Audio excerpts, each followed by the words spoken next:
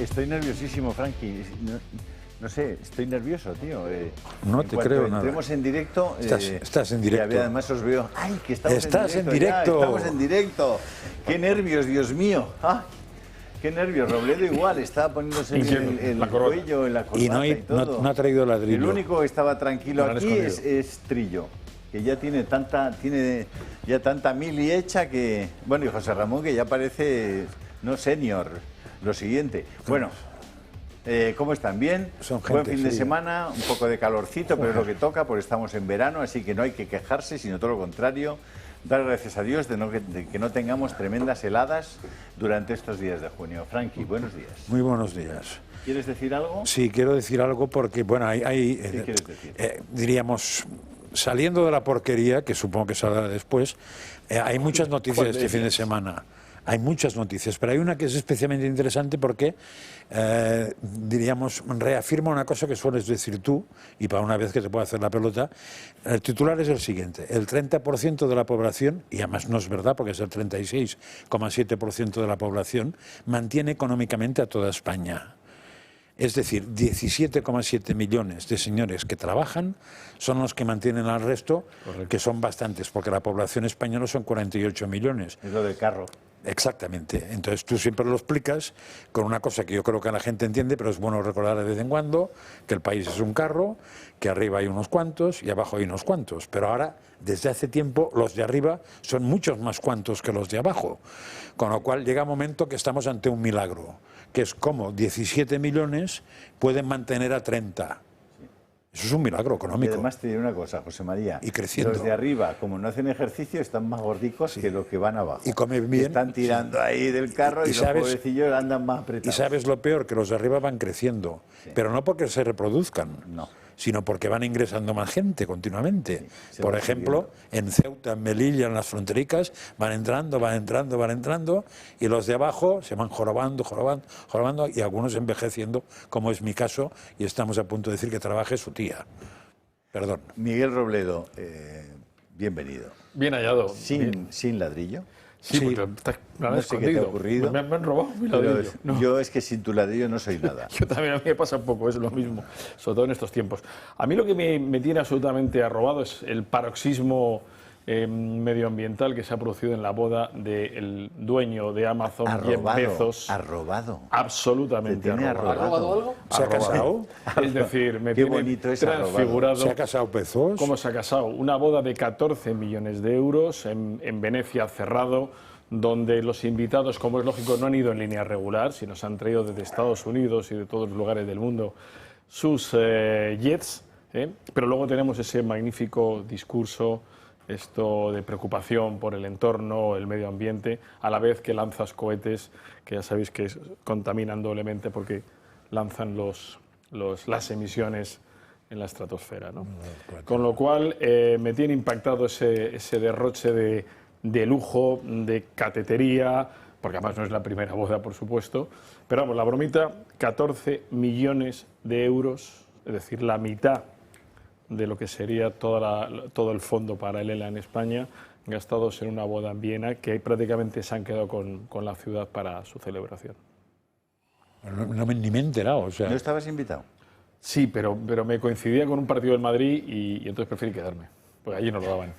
Porque José Ramón Fernández yo creo que sí que ha estado en Venecia. Yo no, he estado al margen, pero vamos, he estado en todo caso y lo que me alegra es que la boda no haya sido en el Escorial. Ya vamos ganando.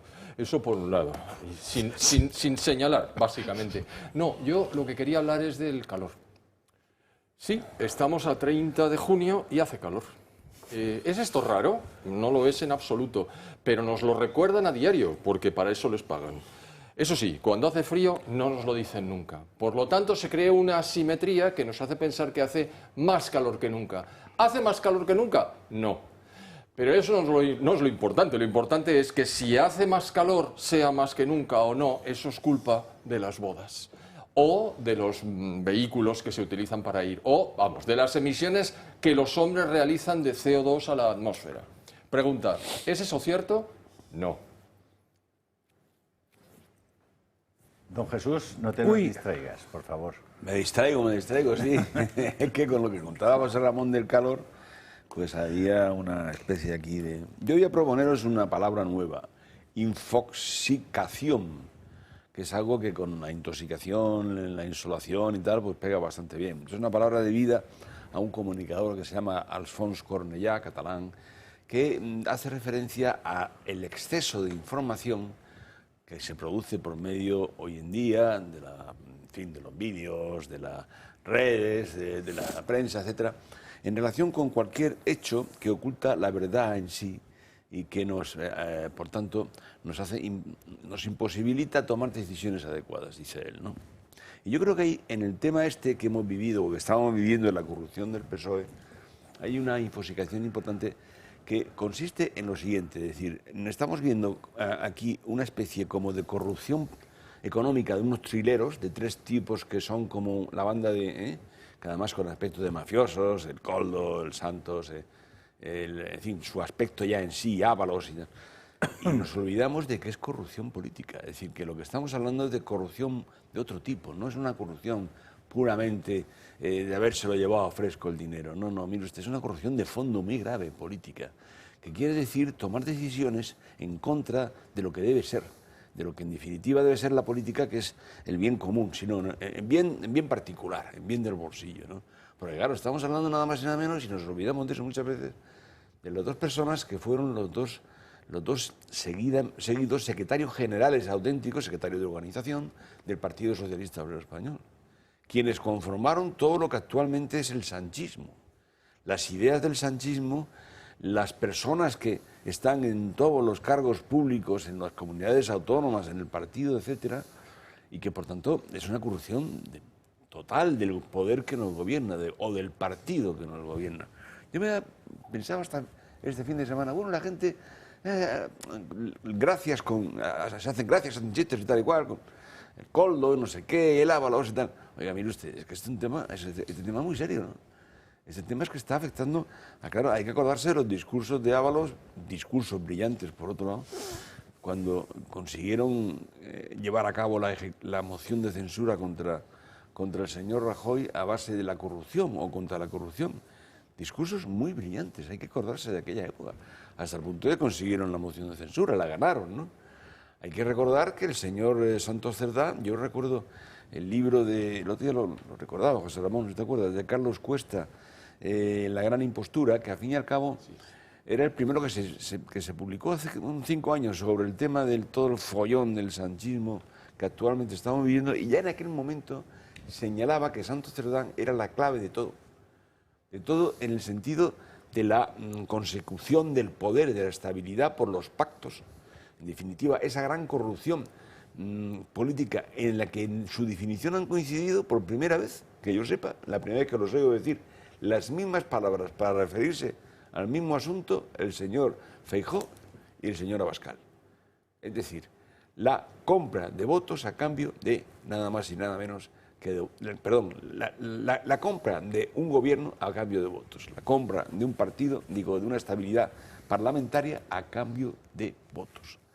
Eso, que es una esencial corrupción de la democracia, han coincidido y tienen toda la razón. Y no sé si entendéis lo que quiero decir. Esa infoxicación en la que vivimos hace que no sepamos ver cuál es la cuestión de fondo que hay aquí, que es mucho más grave de lo que se nos presenta, porque se hayan llevado 40, 50 millones, que no sé cuántos se han llevado, los que sean, estos señores en una operación de trileros, ¿no? Pero creo que todavía va más, o sea, el tema, la info, como quieras llamarle, no está en que se hayan llevado 50 millones, sino en que tenían sobrinas. O sea, la televisión lo que insiste todo el rato es en las sobrinas. Y estamos perdiendo el tiempo en si hay una que la colocaron, que si la otra no la colocaron, que es lo mínimo. O sea, de lo que han hecho, lo más chorras, lo más anecdótico, es eso. Hombre, de luego indignante porque afecta a hace mucha pupa femenina y tal, igual todo lo que quieras, pero tienes toda razón. Hace mucha pupa. Es que las sobrinas nos tienen arrobados. Sí, absolutamente. Y robados. Y sobre todo porque no sabemos cuántas hay. De todas maneras, es decir, todo esto está muy bien y es muy grave y es muy ruidoso y es muy jaleoso, pero la gran corrupción, es decir, porque esta te puede recuperar, pero vamos a ver si nos recuperamos de la gran corrupción de la amnistía, donde estamos hablando es salta el Estado de Derecho, es decir, se crea un nuevo derecho, es decir, los abogados tendrán que volver a las facultades porque todo lo que no esté en todo lo que la Constitución no impida está permitido, ¿no? Con lo cual esto va a ser Coincides con Felipe González, ¿eh? No, claro, es que es un lo que principio... vino a decir el otro día en la entrevista es que nos estábamos llevando por chorradas, pero que la clave estaba en eso. Y de hecho que él dejaría de votar, va a dejar de votar el PSOE por la amnistía, no por lo otro. Claro. Entre otras cosas porque en su época lo otro, no sé si con sobrino o sin sobrina, también se daba bastante, con lo cual sabe que no es un tema... Habéis entrado a fondo ya en materia. No. Y a mí me gusta mucho lo de arrobados, por hacer un excurso, porque arrobar es una palabra poco utilizada, que pero significa embelesar, significa entusiasmar. Y había un palíndromo, o sea, una frase capicúa muy conocida, que era solo Borràs arrobólos. ¿Y quién era Borràs? Pues Borràs era un fantástico actor catalán que acabó en el Teatro Español, que era el tipo probablemente el mejor actor que ha tenido España, o uno de los mejores actores. Y efectivamente la gente cuando veía a Enrique Borràs actuar, se arrobaba, se entusiasmaba, se embelesaba. Y entonces de ahí surgió la frase capicúa, el palíndromo de solo Borràs arrobólos. Es una historia muy simpática. ¿De dónde sacas eso? De este actor.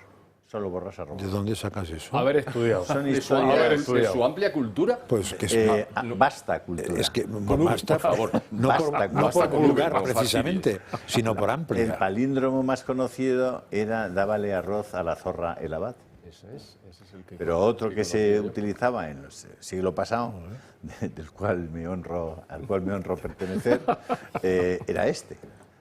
Solo Borràs arrobólos. Era catalán, era de Badalona.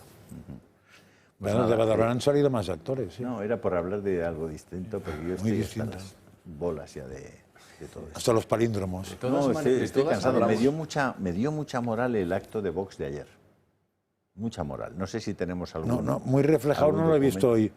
Muy reflejado no lo he visto hoy. Lo he visto... A mí me ha sorprendido, es decir, para lo que es la tónica habitual, mucho más espacio del que sería... Pues en los digitales, como primera noticia, ni una, vamos. Sí, hombre. A mí me pasa como José María. Los digitales os he repasado todos. Luego te digo dónde lo he visto. Primera noticia, ni una. Y alguna en papel. Marín, ¿no se ha preparado algo respecto a ese...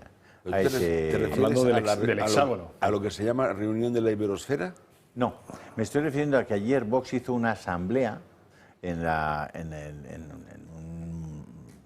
un local de un salón de actos de la Castellana, en el que presentaron el programa económico y el programa de vivienda de Vox. Que a mí me parecía una cosa que era muy importante, porque hasta ahora Vox se mueve en los titulares de los que quieren perjudicarle, ¿no?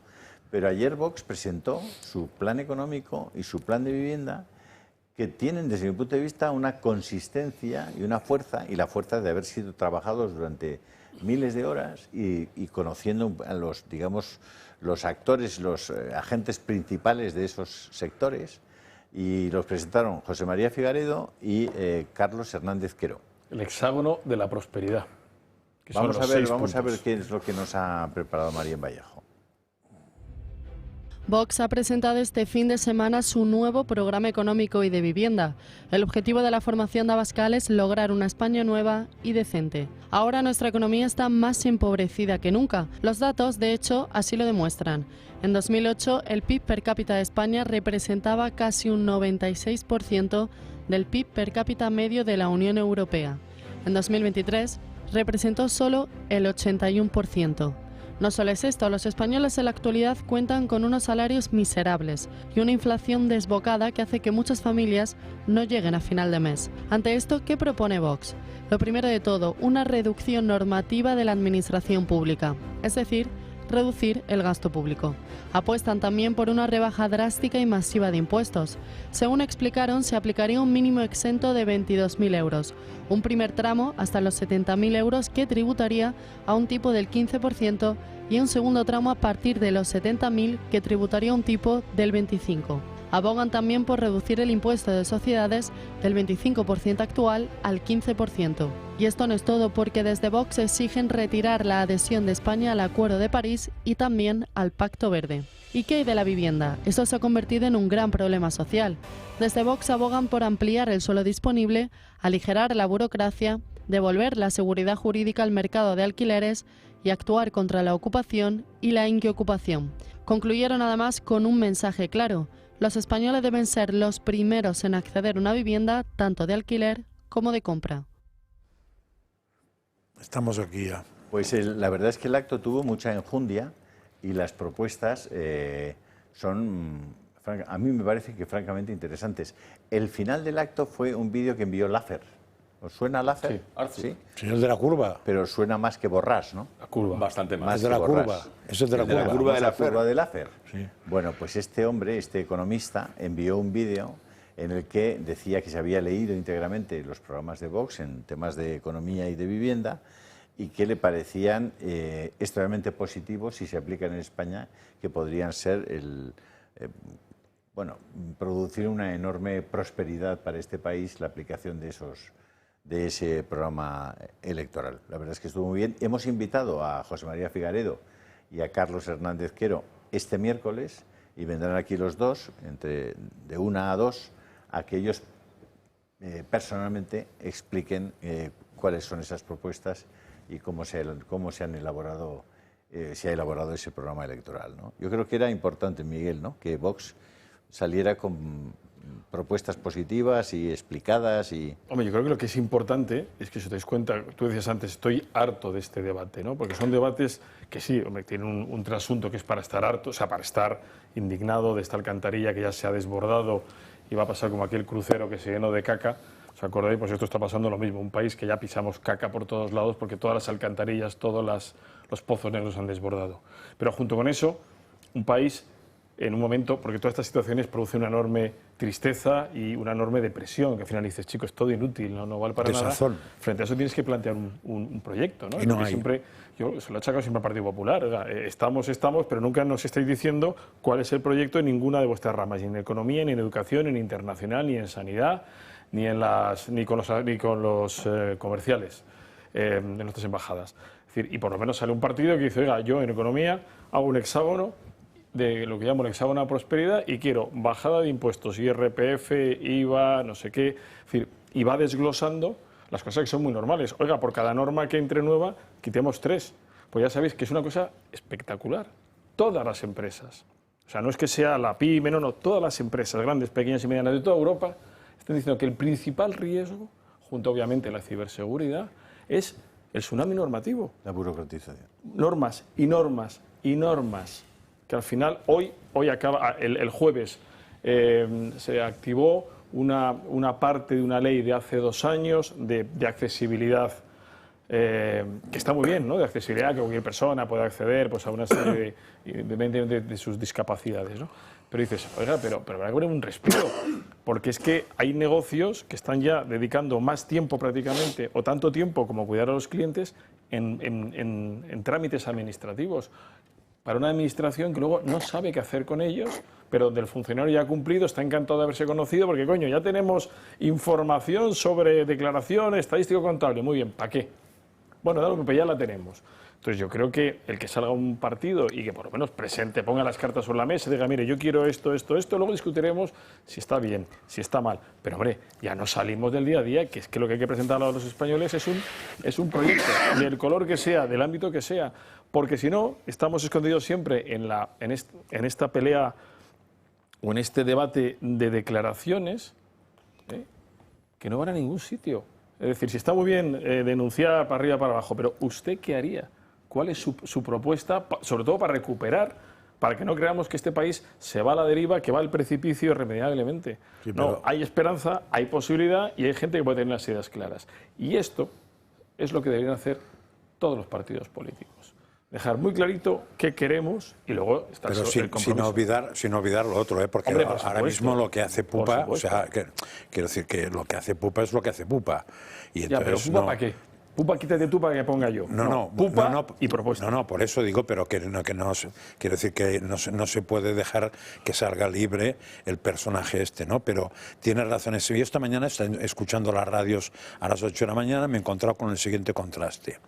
En Radio Libertad se hablaba de estos puntos del hexágono que es donde me he enterado yo de que había pasado esto, porque insisto que por las portadas no lo había visto yo.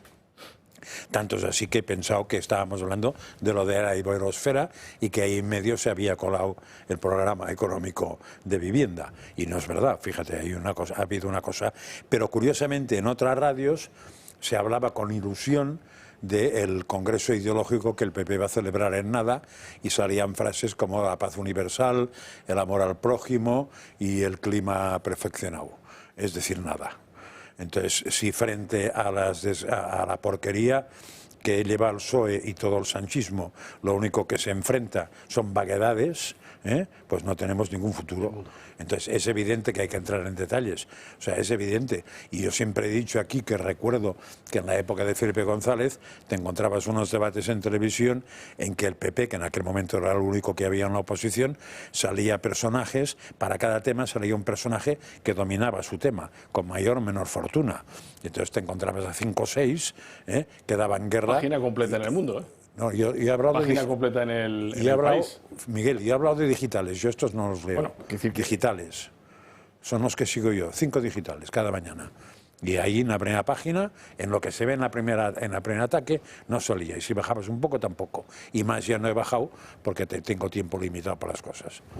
El planteamiento de Vox, desde el punto de vista económico, es plenamente razonable, pero tiene una ventaja adicional, y es que dice más o menos lo mismo, por lo menos en el ámbito de la reducción de las normas que se incrementan incesantemente, de lo que dijo el informe Draghi, que va a cumplir un año, y del que von der Leyen ha tenido que hacerse eco, porque para eso lo contrató, claro. ¿Quién lo pagó? ¿Y a qué nos referimos? Pues que las normas han crecido de tal manera que obstaculizan el funcionamiento de las empresas y per se reducen la riqueza. Y eso está haciendo que la distancia entre las tasas de crecimiento de los países que forman parte de la Unión Europea y los Estados Unidos por una parte, China por otra y el resto del mundo por otra, se vaya incrementando. Es decir, cada vez somos relativamente más pobres. No podemos decir que la UE sea pobre en sí, porque no lo es.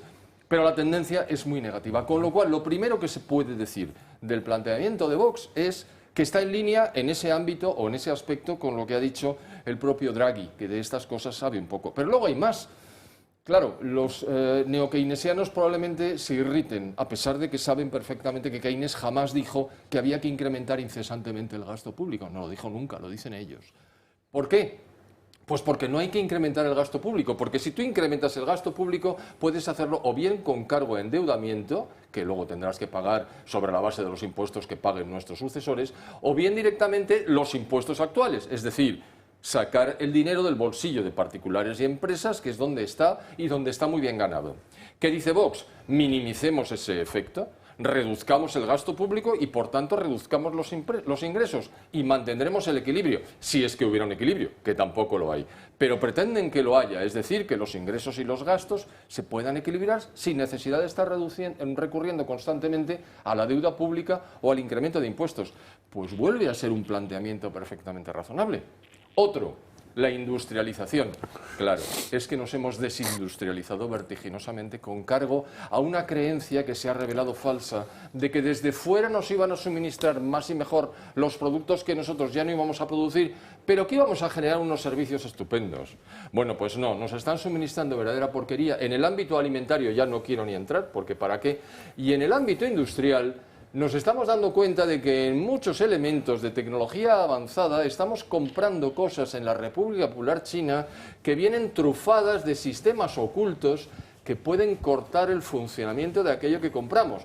Hablo de inversores de potencia en el tema o de cambio del régimen de corriente en el tema de la energía solar, es decir, se puede paralizar desde fuera, o bien que los vehículos eléctricos que están llegando en su inmensa mayoría de China, eso está demostrado, está documentado y lo voy a sacar en mi blog brevemente, también puedan ser modificados y tutelados desde fuera. Es decir, ya no nos podemos fiar de nuestros suministradores del otro lado. Iba a decir del telón de acero, en este caso es ni de este tampoco. Porque ¿Cómo se llama tu blog para que la gente pueda acceder? Un blog reaccionario. un blog reaccionario. Eso ya está sabéis. muy bien, porque la Es el gente blog siempre de habla Don- de la revolución. No, yo hablo de la reacción. Las revoluciones suelen ser sangrientas y violentas. Entonces hay que utilizar la reacción ante las revoluciones. Y por eso se llama un blog reaccionario. Y hoy he sacado un tema de, por ejemplo, cómo la Guardia Civil se vio beneficiada, muchas comillas, beneficiada, con una donación de vehículos campestres para el Seprona, que eran eléctricos, que procedían de la República Popular China y que no funcionan. Y hasta un amigo mío que sabe de esto dice, pero si esa potencia es la potencia que tienen las bicicletas, ¿cómo pretenden que el Seprona pueda operar con eso? No puede. Con lo cual las han retirado después de haber efectuado el gasto. Y ese gasto seguramente tiene algún componente. Las motos favorable. eléctricas. Acabo de poner tu blog y el artículo sobre las motos eléctricas chinas del Seprona en el canal de Telegram, Muchísimas para que gracias. podáis entrar Muchísimas gracias, Julio. en el blog reaccionario Verum Bonum Pulcrum. Yo insisto en eso, en lo de la infoxicación, quedaros con la palabra, porque José María y yo hemos sido víctimas de ella, en definitiva, ese exceso de noticias, de Estáis infoxicados. de corrupción, de cosas de igual, pues hemos terminado hasta las narices y no nos hemos enterado pues, de esto mismo que han dicho, que es muy interesante. Sin duda alguna es muy interesante. A mí me recuerda, no obstante, en fin, el planteamiento clásico que ya se viene haciendo desde los años 90, desde que Reagan y Thatcher llegaron a cambiar el rumbo económico. Ahora vuelve de alguna manera ese neoconservadurismo, lo llamaron así, no sé si está bien dicho o mal dicho. Recordemos que en la curva de Laffer dice una cosa muy sencilla, que es inmensamente proporcional el crecimiento de la presión fiscal en relación con el crecimiento del PIB. Por lo tanto, cuando más crece la presión fiscal, más baja el PIB. Y hay un momento de la presión fiscal totalmente. en el que no solamente no recaudas más, sino que recaudas ¿Y más. frente a eso qué hay que hacer? Pues hay que hacer lo que estos señores han planteado, que en última instancia se reducen a las mismas tres cosas. Despublificación, es decir, reducir el Estado, reducir los órganos del Estado, reducir las duplicaciones administrativas, más aún en un Estado descentralizado como es el Estado de las autonomías, donde se produce un exceso de organismos que no tienen ningún sentido, por no decir de aquellos organismos que son producto de la ideología y que no sirven más que para subvencionar a los amiguetes. Reducción de la regulación, es decir, desregulación. Eso es muy importante en el tema más importante de todos en este país, en todo, pero en el tema más importante, sin duda, es en el tema del suelo. Aquí empiezas a poder construir viviendas y para solucionar el problema de la vivienda hay que construir viviendas, no nos olvidemos de eso. No, aquí no es posible ya construir viviendas nuevas, ¿no? Pasan 10 años mínimo, hoy, 10 años mínimo, y en las comunidades autónomas donde gobierna el PP, que ha hecho algunas modificaciones como Madrid, porque es que si no es imposible, es una cosa horrible. Y finalmente una disminución clara de la presión fiscal, claro, naturalmente. Es decir, si no hay un sistema que reduzca... Es que hoy en día en España la presión fiscal real que soporta el bolsillo de un contribuyente medio, un contribuyente alto, no quiero decir... El contribuyente alto puede llegar al 70 y tantos % si computamos el IVA, los impuestos indirectos, etcétera. Y la imposición directa está en el tipo marginal de casi 50%. Esto es una barbaridad absoluta, ¿no? ¿Cómo vas a poder dedicar dinero a invertir y a ahorrar, que es lo que produce dinero y lo que produce, por tanto, riqueza? Esta es la cuestión. El dinero está mejor en el bolsillo de los ciudadanos que no en el tesoro público, se diga lo que se diga. Pero hoy mismo salía una noticia muy interesante de esas, para que se vea que vamos en sentido contrario, de que los pensionistas y los parados y no sé qué más tienen que hacer forzosamente o obligatoriamente la declaración de Hacienda. Eso se aprobó el otro día, con lo cual vamos todavía en el sentido... o sea, que la curva de la FER famosa, el PSOE no se la ha creído nunca y toda la izquierda no se la cree, no en la teoría, sino en la práctica. De todos modos, por si no les suena económicamente el tema de la FER y no son capaces de estudiarlo, hay una frase en español que lo explica muy bien, que es no matar la gallina de los huevos de oro, que es lo mismo, en plan posaico.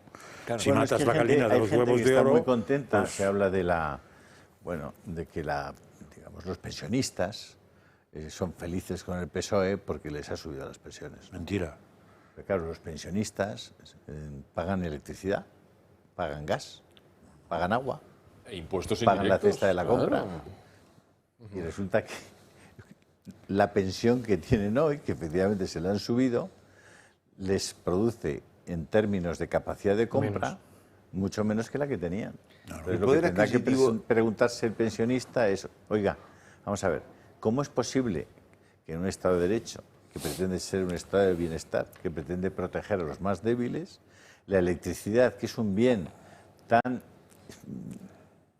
necesario, imprescindible como el agua o como respirar, la electricidad tenga los impuestos que tiene, tenga un IVA del 21%, tenga un impuesto eléctrico especial, tengamos que pagar todavía las consecuencias de haber cerrado Lemoniz. Es decir, ¿cómo es posible que la electricidad cueste 3 veces más que lo que le cuesta la electricidad a un tipo de Kentucky o de Missouri? Y subiendo, Julio. Y subiendo.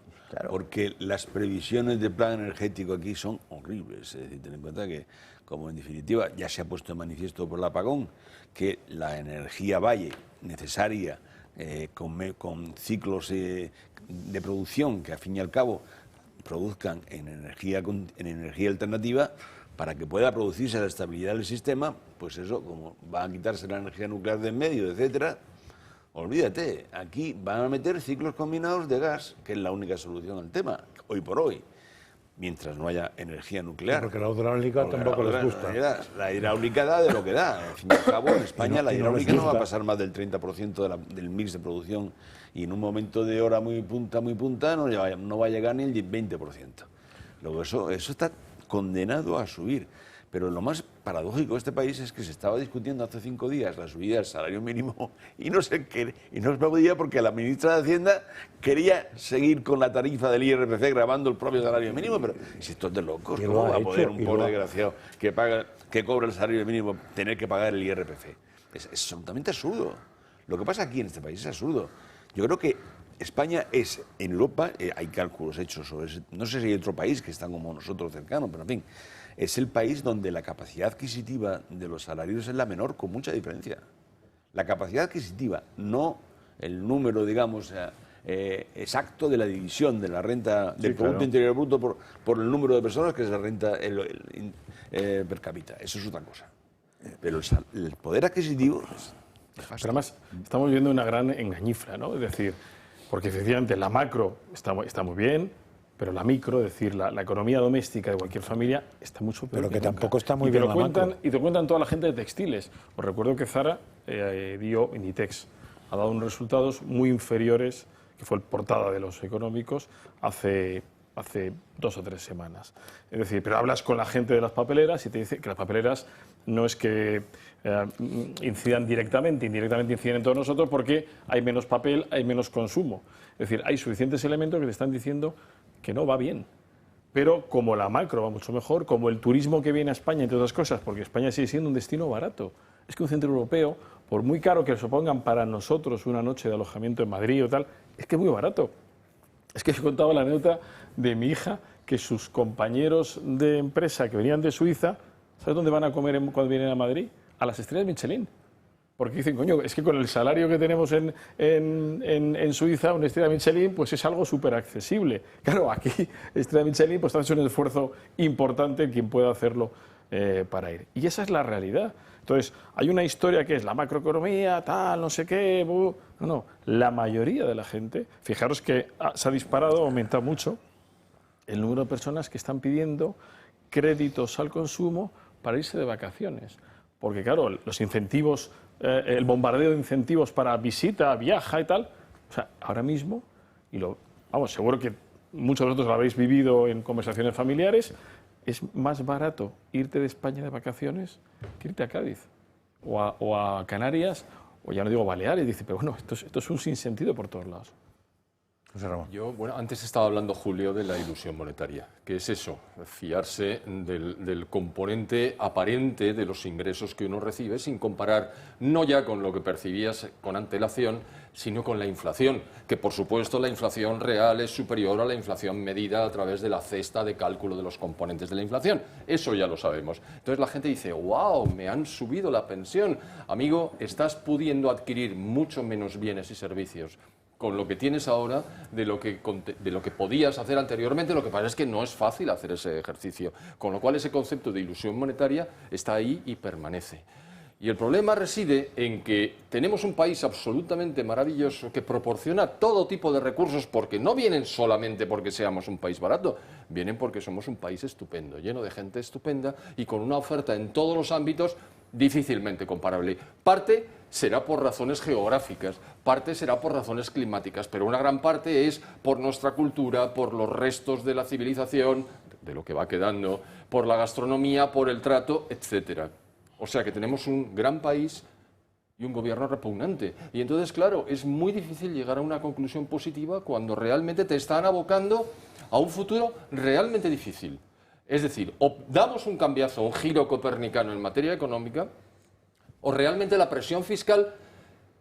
Antes mencionaba Trillo, el problema es que, claro, nos comparamos con la Unión Europea, perdón por el inciso, pero la Unión Europea no es la Unión Europea que había cuando era Mercado Común Europeo, y todos los países cuando entramos, con excepción de Portugal, eran más ricos que nosotros. No, no. Todos los que han entrado al final, en la última parte del proceso de ampliación hasta ser 28, luego 27, eran mucho más pobres que nosotros y nos están adelantando, pero a una velocidad de vértigo. Nos ha adelantado Polonia, nos va a adelantar la República Checa. Yo estoy hablando de renta per cápita. Es decir, todos los países que han entrado en peores condiciones ahora están en mejores condiciones. ¿Pero quién está gestionando esto? ¿Cómo? Esa es la pregunta que tenemos. Y pero es que Miguel ha dicho una cosa que yo no estoy nada de acuerdo, en que la macro va bien. Yo creo que la macro no va bien y que es una engañifa. Pues, solo pondré otro ejemplo de noticia de hoy. La inversión extranjera neta se hunde un 65% y cae al nivel más bajo en 4 años. Eso tiene que ver con la macro, pero sobre todo, y eso lo explica muy bien Riera, claro, que el PIB, que el Producto Interior Bruto de España suba. Eso no significa nada porque tú puedes subir en base a tirar el dinero o puedes subir en base a invertir. Como en España no se invierte y se tira el dinero, no tiene ninguna ventaja el subir el PIB.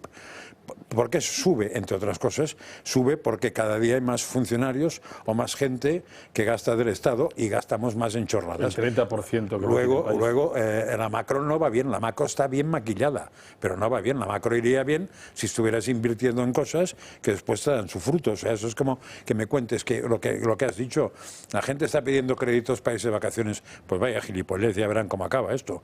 O sea, otra cosa que me digas es que la gente está invirtiendo para que sus hijos estudien mejor. Dices, hombre, eso es un gasto que vale la pena porque está invirtiendo. No, es que la gente está invirtiendo porque está montando un negocio.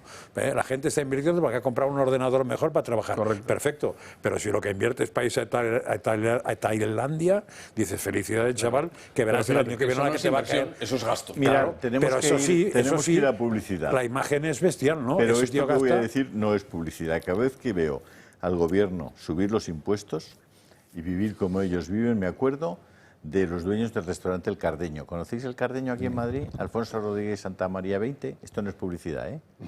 Lo advierto, porque he estado recientemente comiendo allí.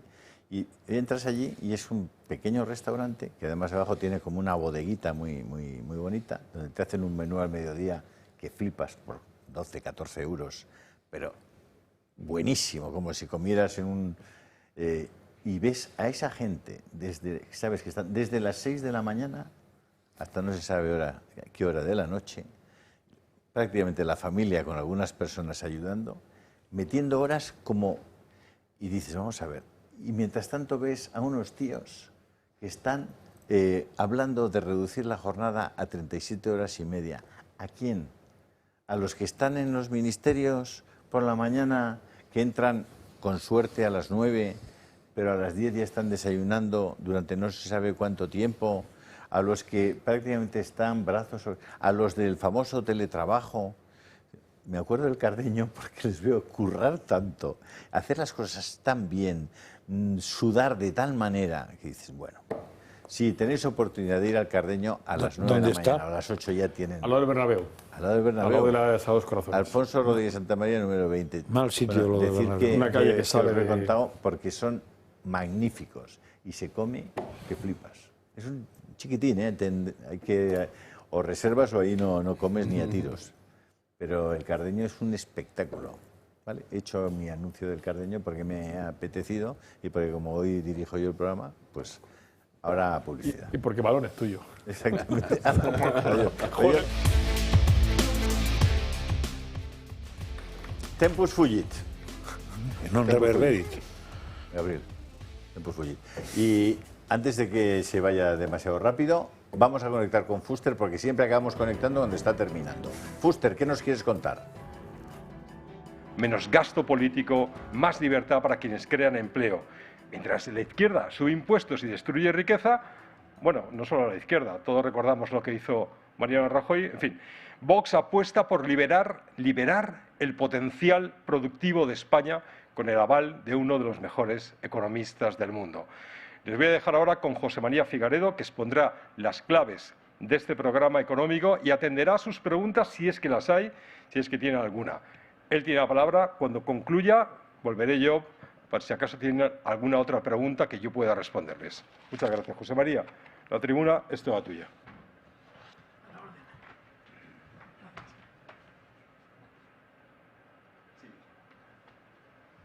¿Qué tal? Muchísimas gracias.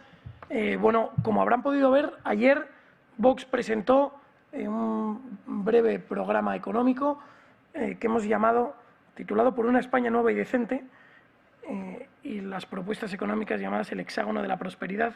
Son 6 bloques de propuestas agrupadas en lo que son pues, las cuestiones esenciales, en nuestra opinión: reducción normativa, inteligencia artificial y eficiencia de la administración pública.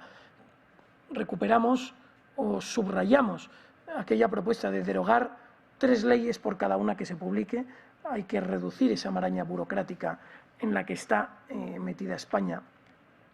Proponemos además recortar o equiparar más bien los plazos de devolución de impuestos de la administración pública a los de los administrados. Típico, quien sea autónomo sabe que si no paga el IVA el propio día del vencimiento, empieza a haber recargos, intereses, etcétera, mientras que la Administración, y ustedes mismos, quienes están aquí presentes, lo vivirán. Si les sale a devolver la recaudación de la declaración del IRPF, Hacienda tiene para devolverles hasta 6 meses sin pago de ningún tipo de intereses. Proponemos además que la Administración pública empiece a emplear la inteligencia artificial generativa para la agilización o para agilizar plazos burocráticos que a día de hoy llevan varios días y que atrasan todos los procedimientos. El segundo bloque, una rebaja drástica y masiva de impuestos. Proponemos una reforma de 180 grados para el sistema de recaudación por el IRPF.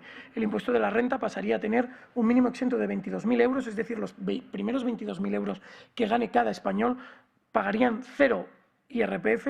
A partir de ahí se tributaría en un primer tramo hasta los 70.000 euros al 15%, y a partir de los 70.000 euros se tributaría al 25%. El primer euro a partir de esos 70.000 euros tributaría al 25%.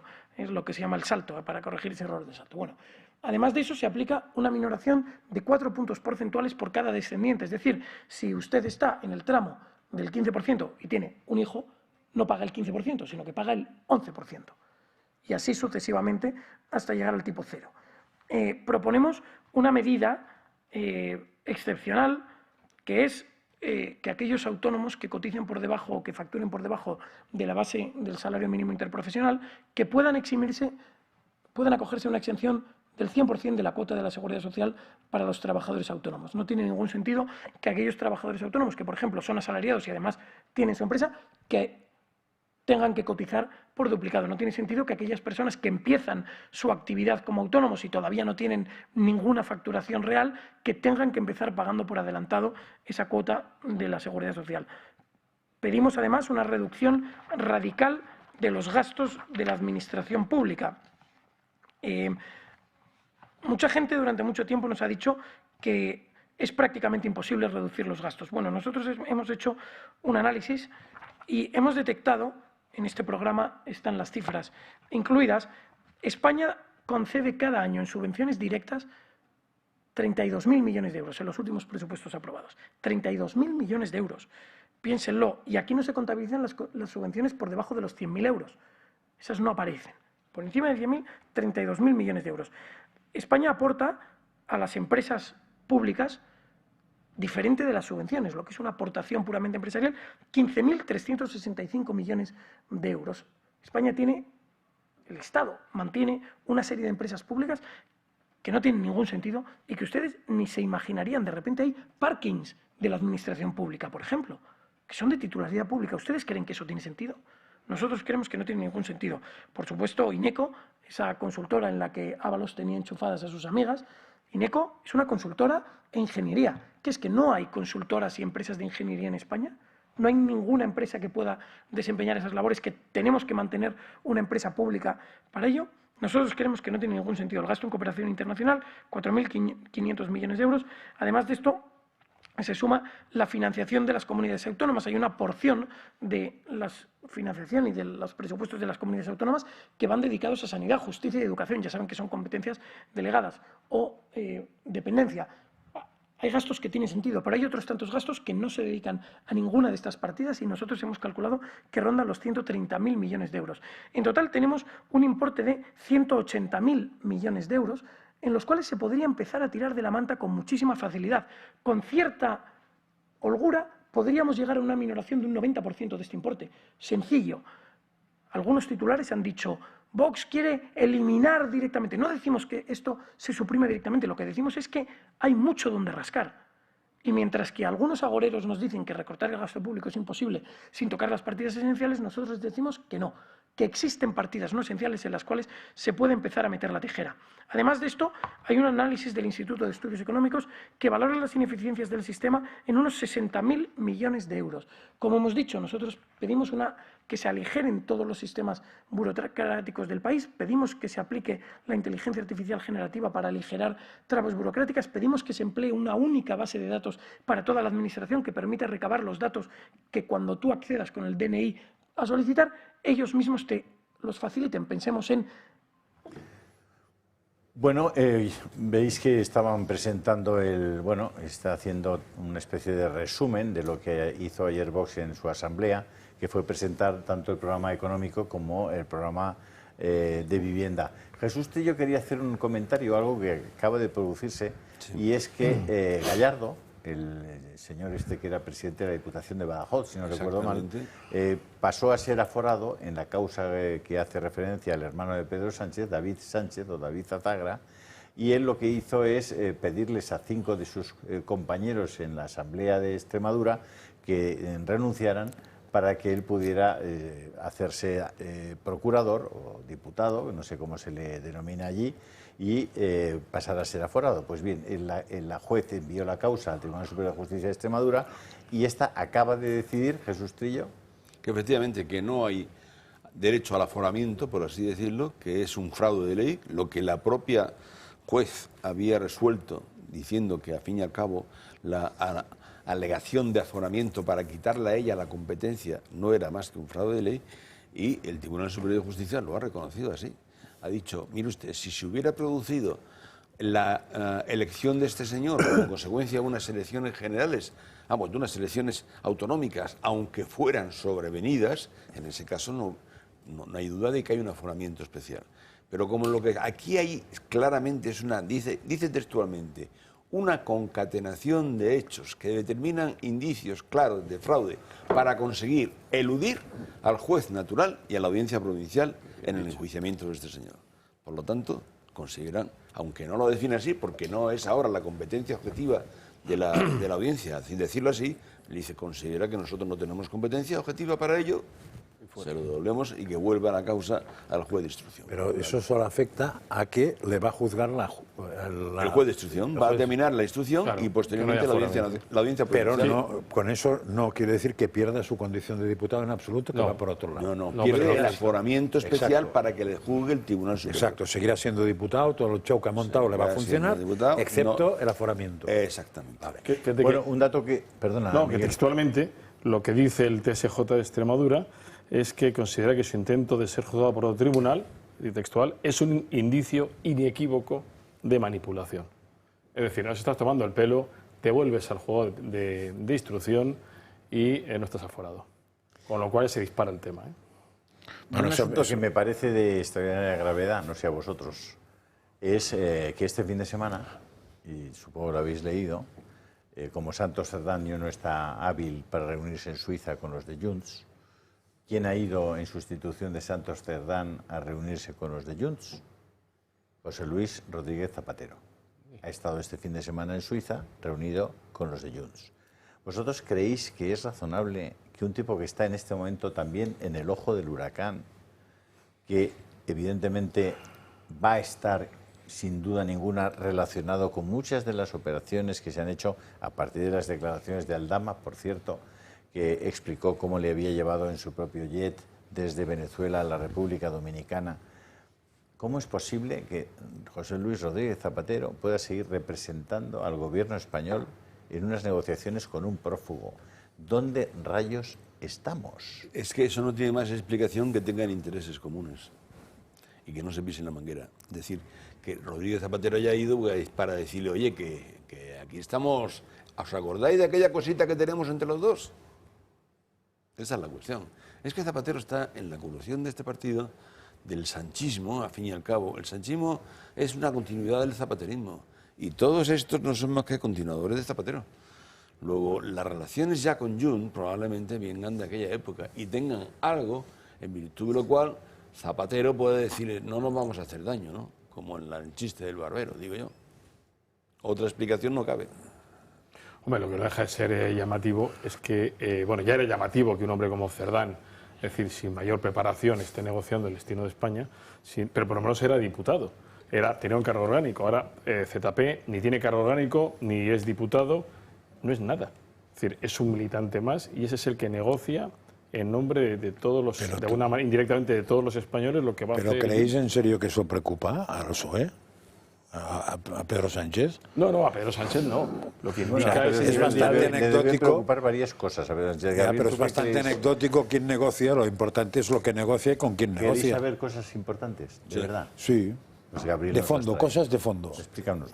¿De fondo de Zapatero o No, de fondo del armario las cosas importantes que vienes a contar hoy, Gabriel. Pues estamos ya en la semana del orgullo, este evento, ese orgullo que intentan imponer, pero que el nuestro no sé si nos consideramos parte de él. Y algo muy importante son los bloqueadores de pubertad, ¿vale? Porque muchos países han dado marcha atrás sobre los bloqueadores, también por el desconocimiento científico. Muchos países alardeaban de que estas medidas, estos sistemas para con los menores eran necesarios pues, con los que tenían disforia de género, pero se ha visto análisis que esto es una total mentira. Vamos a ver, porque España es uno de los países europeos que aún no ha dado marcha atrás. Hemos visto como Finlandia, Noruega, Suecia, ahora también Reino Unido ha dicho que, oye, basta, debido también a informes médicos, no informes que unos hayan inventado debido a la ideología, informes científicos que demuestran que esto está trayendo graves preocupaciones y graves problemas irreversibles para con los menores. Pues bien,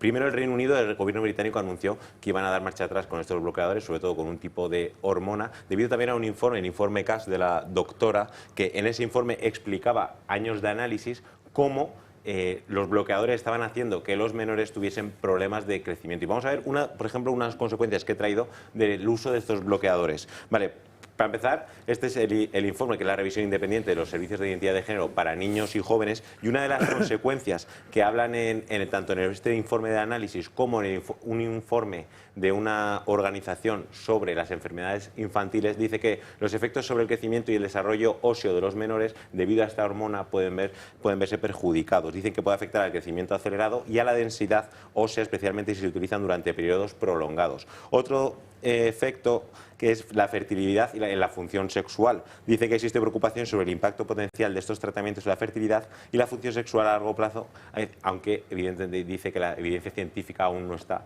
muy realizada.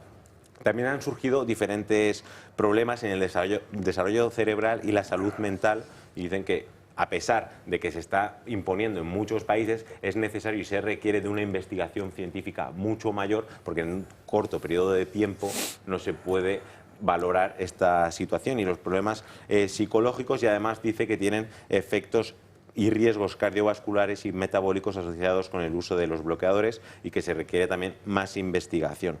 Claro, estos tipos de informes, cuando una persona o un menor va al médico o a un especialista con esa disforia de género, hay que ver también cómo es el tratamiento de estos llamados especialistas con ellos y también con los padres. Hay una asociación que todos los países se fijan en ella, que es la Asociación Mundial para la Salud Transgénero.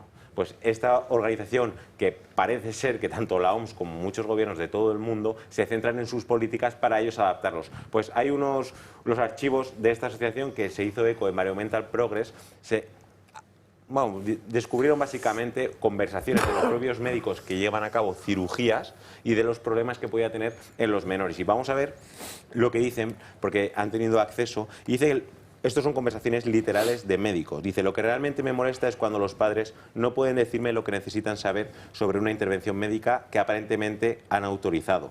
Estos propios médicos alegan, sugieren una solución que es normalizar que no ocurre nada en cuanto los padres les preguntan. Y dice que anima a los padres a que hagan preguntas. Previamente han tenido que firmar un consentimiento. Y dicen los propios médicos, atentos, que con estas preguntas lo que hacen es, oye, pregúntame lo que necesites y yo ya valoro éticamente que eso ya es un consentimiento, sin yo haber firmado nada. Y en un foro interno de esta propia asociación, los médicos intercambian opiniones sobre los pacientes y operaciones. Dice, por ejemplo, que debaten sobre una cirugía de transición para una niña de 14 años y los propios sanitarios no saben cómo proceder, cómo llevar a cabo esa operación y entre ellos conversan y dicen, oye, pues vamos a basarnos en nuestros conocimientos, sin una visión ni científica ni médica, lo que nosotros creemos que va a estar bien para llevar a cabo esta operación. Y dice que muchos de los pacientes que llegan, que son menores, vienen ya con problemas de salud mental, que han pasado por previos psicólogos y claro que eso también les ha llevado a querer hacer esa transformación, esa transición y los médicos, aún sabiendo todo esto, les realizan estas operaciones para sacar todo el aparato sexual, hacer esta transición para los menores. Estamos hablando de menores de 14 años. Lo del ejemplo de esta niña es algo brutal y es aterrador, como los propios médicos, que no tienen información apenas, que ellos mismos se preguntan cómo llevar a cabo la transición de una niña de 14 años, aún así, sin el propio consentimiento también de los padres, siguen para adelante y les terminan en los órganos reproductivos de la menor. Claro, estas son las consecuencias: cirugía, hormonación. España, repito, es uno de los países que aún está adelante con esa ley trans aprobada, y ahora que si eres profesor, eres el padre de un niño que tiene estas preguntas y en el caso de que tú quieras hacer una terapia con él, puedes ir hasta la cárcel y te pueden poner una multa. Estamos ya viendo la degradación moral de los políticos, de estas medidas que tienen ya, que se meten dentro de tu casa, lo llevan haciendo desde hace mucho tiempo, pero ahora si tú decides tener una conversación de padre a hijo, de madre a hija, con tu niño, porque no tiene muy encontrado, estamos hablando de una edad prematura que evidentemente no tiene una formación específica de lo que conllevan estas realidades, y tú como padre tienes el deber, la obligación y la responsabilidad de hacer un acompañamiento, pero si tú haces eso, intentas evadirle de sus pensamientos, intentas guiarle por el buen camino, cuidado porque puedes ir a la cárcel. Pero yo sin entrar en la parte psicológica y ética, simplemente en la parte científica, el uso racional de la medicina es el siguiente. Cuando descubres un compuesto, primero ver qué efectos tiene antes de usarlo. No usarlo y ver qué efectos tiene, que eso es una salvajada, sea la medicina que sea. Si es un tema hormonal, ni te cuento, porque lo hormonal es absolutamente complicado. De hecho, por ejemplo, muchos de esos los ecologetas o incluso los ecologistas serios te dicen que el gran problema del medio ambiente está en que son equilibrios y cualquier variante que pongas, una variante es más salinidad, más temperatura, un cambio de bicho, o sea que le pones una especie nueva, cualquier variante de esas puede producir efectos absolutamente impensables, no se sabe. Y la única manera de saber qué efecto se produce, por ejemplo, introducir un bicho en una zona, es al cabo de un tiempo ver qué consecuencias tiene. Porque si algún dogma hay en biología o en ciencias, es que lo que está, si funciona, es por algo. No lo toques, está equilibrado. Cualquier cosa, y se equilibra solo. Entonces, pues ya, claro, eso que es razonable para el medio ambiente, ¿cómo no va a ser razonable para el medio ambiente interior, que es el equilibrio de hormonas y bioquímico, que es complicadísimo y del cual los médicos casi no saben nada y los bioquímicos hacen lo que pueden para empezar a aprender? Pero los médicos, porque la carrera de medicina no se basa en la bioquímica, se basa fundamentalmente en otras cosas. No son científicos de la vida, son aplicadores, fundamentalmente, con lo cual ni te cuento. Claro, si además de eso haces una actuación irreversible, y hay que estar sonado, o como mínimo acabar en la cárcel porque es un crimen, o sea, una situación reversible. Pero es que esos crímenes, Josep María, se están dando hoy en España. Pero ese es el problema. Pero que es que eso tendría que acabar en la cárcel. En Gran Bretaña, la clínica Tavistock tiene ya le han interpuesto una class action, más de 1000 familias, por haber administrado esos bloqueadores hormonales a niños pequeños, prácticamente sin ninguna evidencia científica. Eso, por supuesto, y resulta que esos niños están sufriendo gravísimos efectos secundarios por esos tratamientos.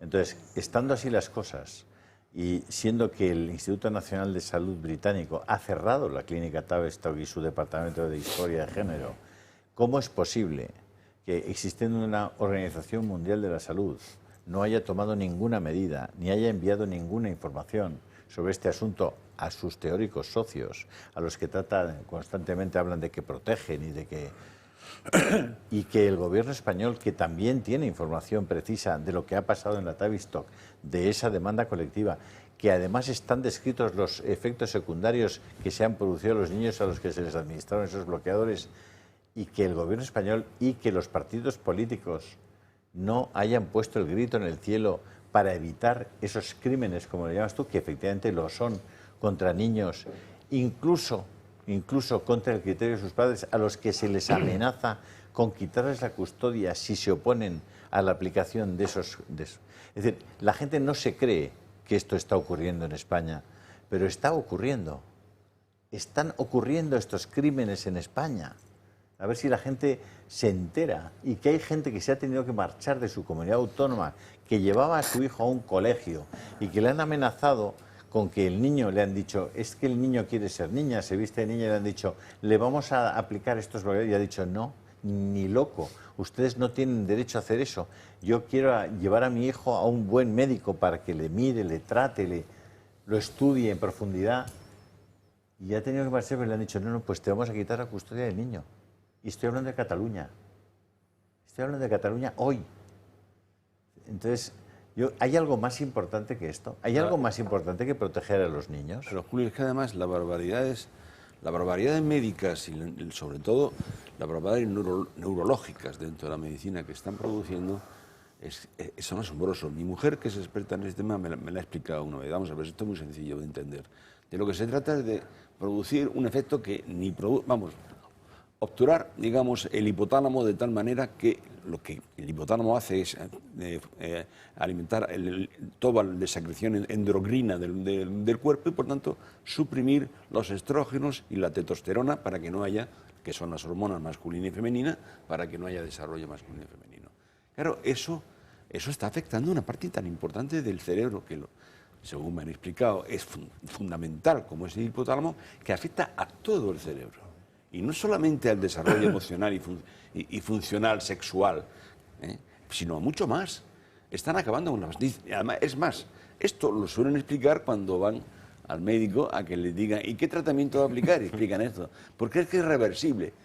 ¿Cómo que es reversible? Vale, es reversible, pues probablemente que se vuelva a producir la secreción, si se deja de dar los bloqueadores, que se vuelva a producir la secreción de hormonas naturalmente masculinas o femeninas.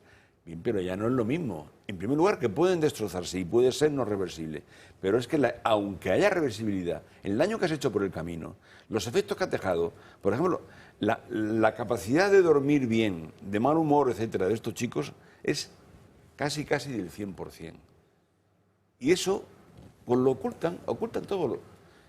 Pero, mire usted, es que están haciendo barbaridades. Hombre, mire usted, vista lo de rosa o vista lo de azul, ¿de acuerdo? Pero no haga barbaridades médicas, no haga barbaridades... Bueno, al fin y al cabo, ¿quiénes han hecho esto antes de ahora? Porque claro, todo esto estamos aquí, es como lo del matrimonio homosexual, todos, viva el matrimonio homosexual y celebremos todos la gran llegada del matrimonio homosexual. Oiga, mire, hemos estado en la humanidad más de 4.000 o 5.000 años de historia conociendo el matrimonio y nunca ha habido matrimonios homosexuales. Y el matrimonio es muy anterior a que se lo inventara la Iglesia Católica. La Iglesia Católica lo único que hace es regular el sacramento del matrimonio. Pero existía matrimonio en Roma, existía en Egipto. Jamás ha habido matrimonio entre personas del mismo sexo. Jamás. A ver, que es imposible. Es decir, matrimonio y homosexual es, por su definición, imposible. Desde que el mundo es mundo y desde que el derecho romano conceptualizó como un contrato civil el propio matrimonio. Es decir, el matrimonio es la unión estable entre un hombre y una mujer. Sí. Julio, ya está, más a conocer que ahora usted la compraventa puede decir que es la entrega de un objeto a otro sin precio. Bueno, pues no es compraventa. Y jamás ha habido una invasión agresiva del cuerpo humano alterando el desarrollo hormonal. Puedo volver al tema de las hormonas, porque lo has explicado tú, pero igual para que la gente lo entienda. O sea, aquí no estamos hablando de distintos grifos. O sea, yo voy al bar y quiero Coca-Cola, quiero Fanta naranja, o quiero tal, aprieto el botón, me sale, me la bebo y fuera. No estamos hablando de eso, porque no son conductos distintos ni grifos distintos. Fundamentalmente, a partir de un sitio está escalonado. Esta hormona de aquí afecta a este, que produce esas hormonas que mueven esto. Eso que sepamos por la escala, pero no sabemos al final la actuación de esa hormona cuando se junta con la que viene del otro, que ha sido producida por otro, cómo actúan. El problema de todo eso es que casi no se sabe nada, ni de eso ni de genética, se sabe muy poco. Estamos empezando. Con lo cual, cualquier modificación no tiene nadie ni puñetera idea cómo puede acabar. Pero sí sabemos algo lo suficiente como para saber a lo que estamos afectando. Bueno, y más en épocas de desarrollo. Y otra porque cosa todas sí esas hormonas y es que afectan si no voy al a desarrollo. publicidad ya, voy a tener Pues un serio problema con los que mandan aquí. A publicidad.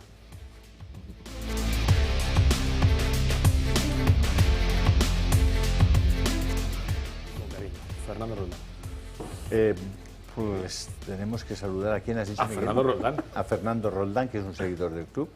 Sí, y que sigue absolutamente este canal día, tarde y noche. Pues vale, o sea, el espectador que tenemos le vamos a saludar. Es uno de los dos. Muchísimas gracias. Está con su mujer. Muchas gracias. Está con su mujer. Y yo soy otro cuando estoy fuera de aquí. Pero ahora estoy Tú también nos ves, ¿no? Nos ves también, sí, Gaby. nos vemos. Qué majo. Oye, pues si os queréis, alguno de vosotros, hacer del club de amigos, oye, si os da por el tal, es el 91-616-2464. Y nada, como ya os lo he pedido, me parece que 1.360.000 veces o una cosa así, si con este mensaje logro convencer a alguien para que se haga el club de amigos, seré rotundamente feliz. Inmensamente feliz. José Ramón, ¿qué decías de los bloqueadores? Pues decía varias cosas, quería decir varias cosas. Cuando lo hayas dicho, que sepas que estarás vetado en todo el resto de televisiones en España. Amén. Lo digo para que lo sepas. Bueno, no te pues llames a engaño. Ya me lo imaginaba, pero en cualquier caso me preocupa poco. Bien, lo primero es que parece que el juramento de Hipócrates ha entrado está en desuso, porque estamos hablando de médicos. No, ahora funciona el juramento de Hipócritas. Exactamente, eso va a ser, ¿no? Es decir, tienes que proporcionar beneficios a los pacientes, no les puedes someter a situaciones en las que, no ya que sea irreversible o no, que en alguna medida lo es, seguro, sino que estamos viendo que esto es, como siempre, un negocio. Es decir, aquí vamos a sacar dinero de los problemas que hemos inducido en gran parte de la población, porque hasta ahora la disforia de género tenía una afectación del 0,0% y ahora estamos hablando de unas enormes cantidades. ¿Por qué? Porque se está induciendo. Y luego has hecho otra pregunta. Claro, que es que me estoy acordando de la señora Orá, que ha salido anteriormente a colación y fue la que dijo... Celá, la embajadora. Sí, que dice que no, que los hijos no son de los padres, que son del Estado. Y evidentemente el Estado los utiliza para beneficio de aquellas personas que están agarradas o sujetas a las ubres del Estado. Es decir, nuevamente el negocio. Por eso lo traía a colación, porque esa señora se permitió el lujo de decir, mientras era ministra de Educación, que los hijos no eran de los padres, sino del Estado. Pero a lo que voy, en última instancia, es que has hecho una pregunta. ¿Cómo es posible que la Organización Mundial de la Salud, pero vamos a ver si la Organización Mundial de la Salud está detrás de esto? Es decir, se trata de anular la existencia mera de la OMS, como lo hemos llamado siempre. Y entonces hay que seguir los pasos de Donald Trump. Es decir, mire usted, ¿sabe lo que le digo? Que no hay fondos para usted.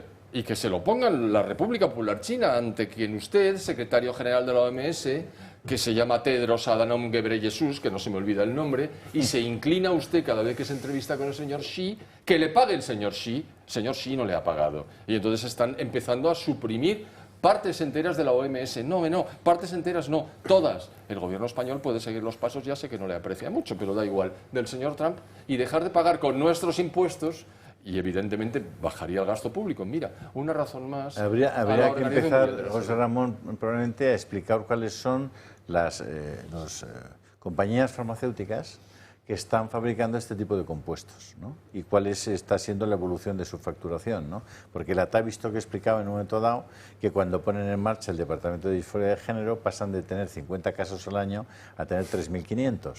Es decir, que propician un incremento brutal, se induce. Y se induce también, por supuesto, la utilización de esos productos, ¿no? Pero además hay respuesta de la OMS, porque la propia Organización Mundial de la Salud pidió elaborar un informe sobre este tipo de hormonas, ¿sabéis a quién?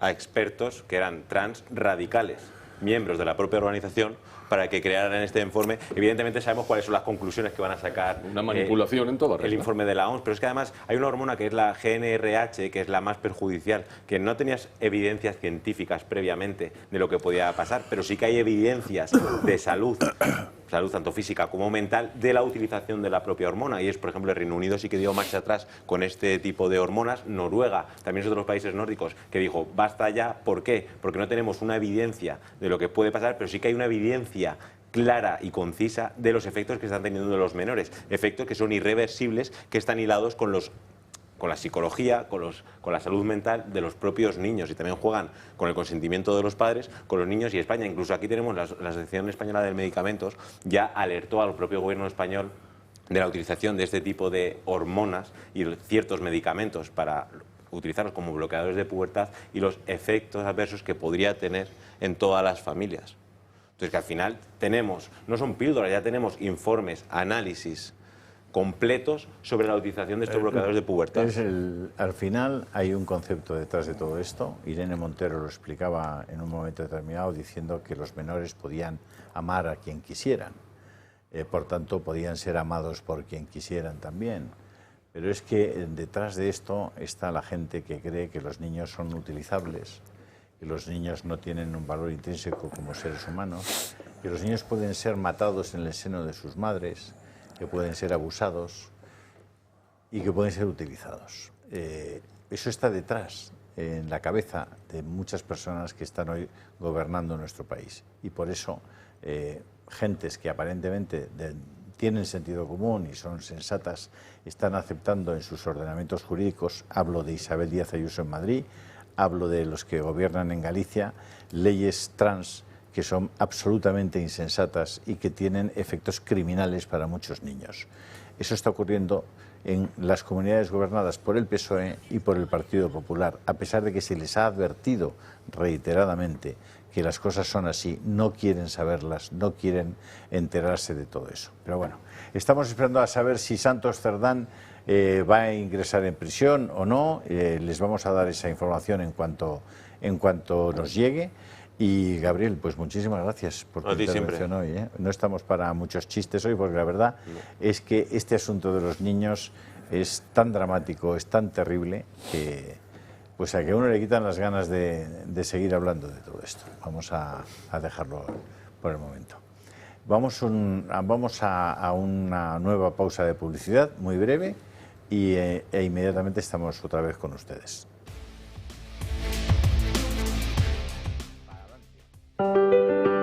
Controlar los niveles de azúcar es fundamental para tener una buena salud.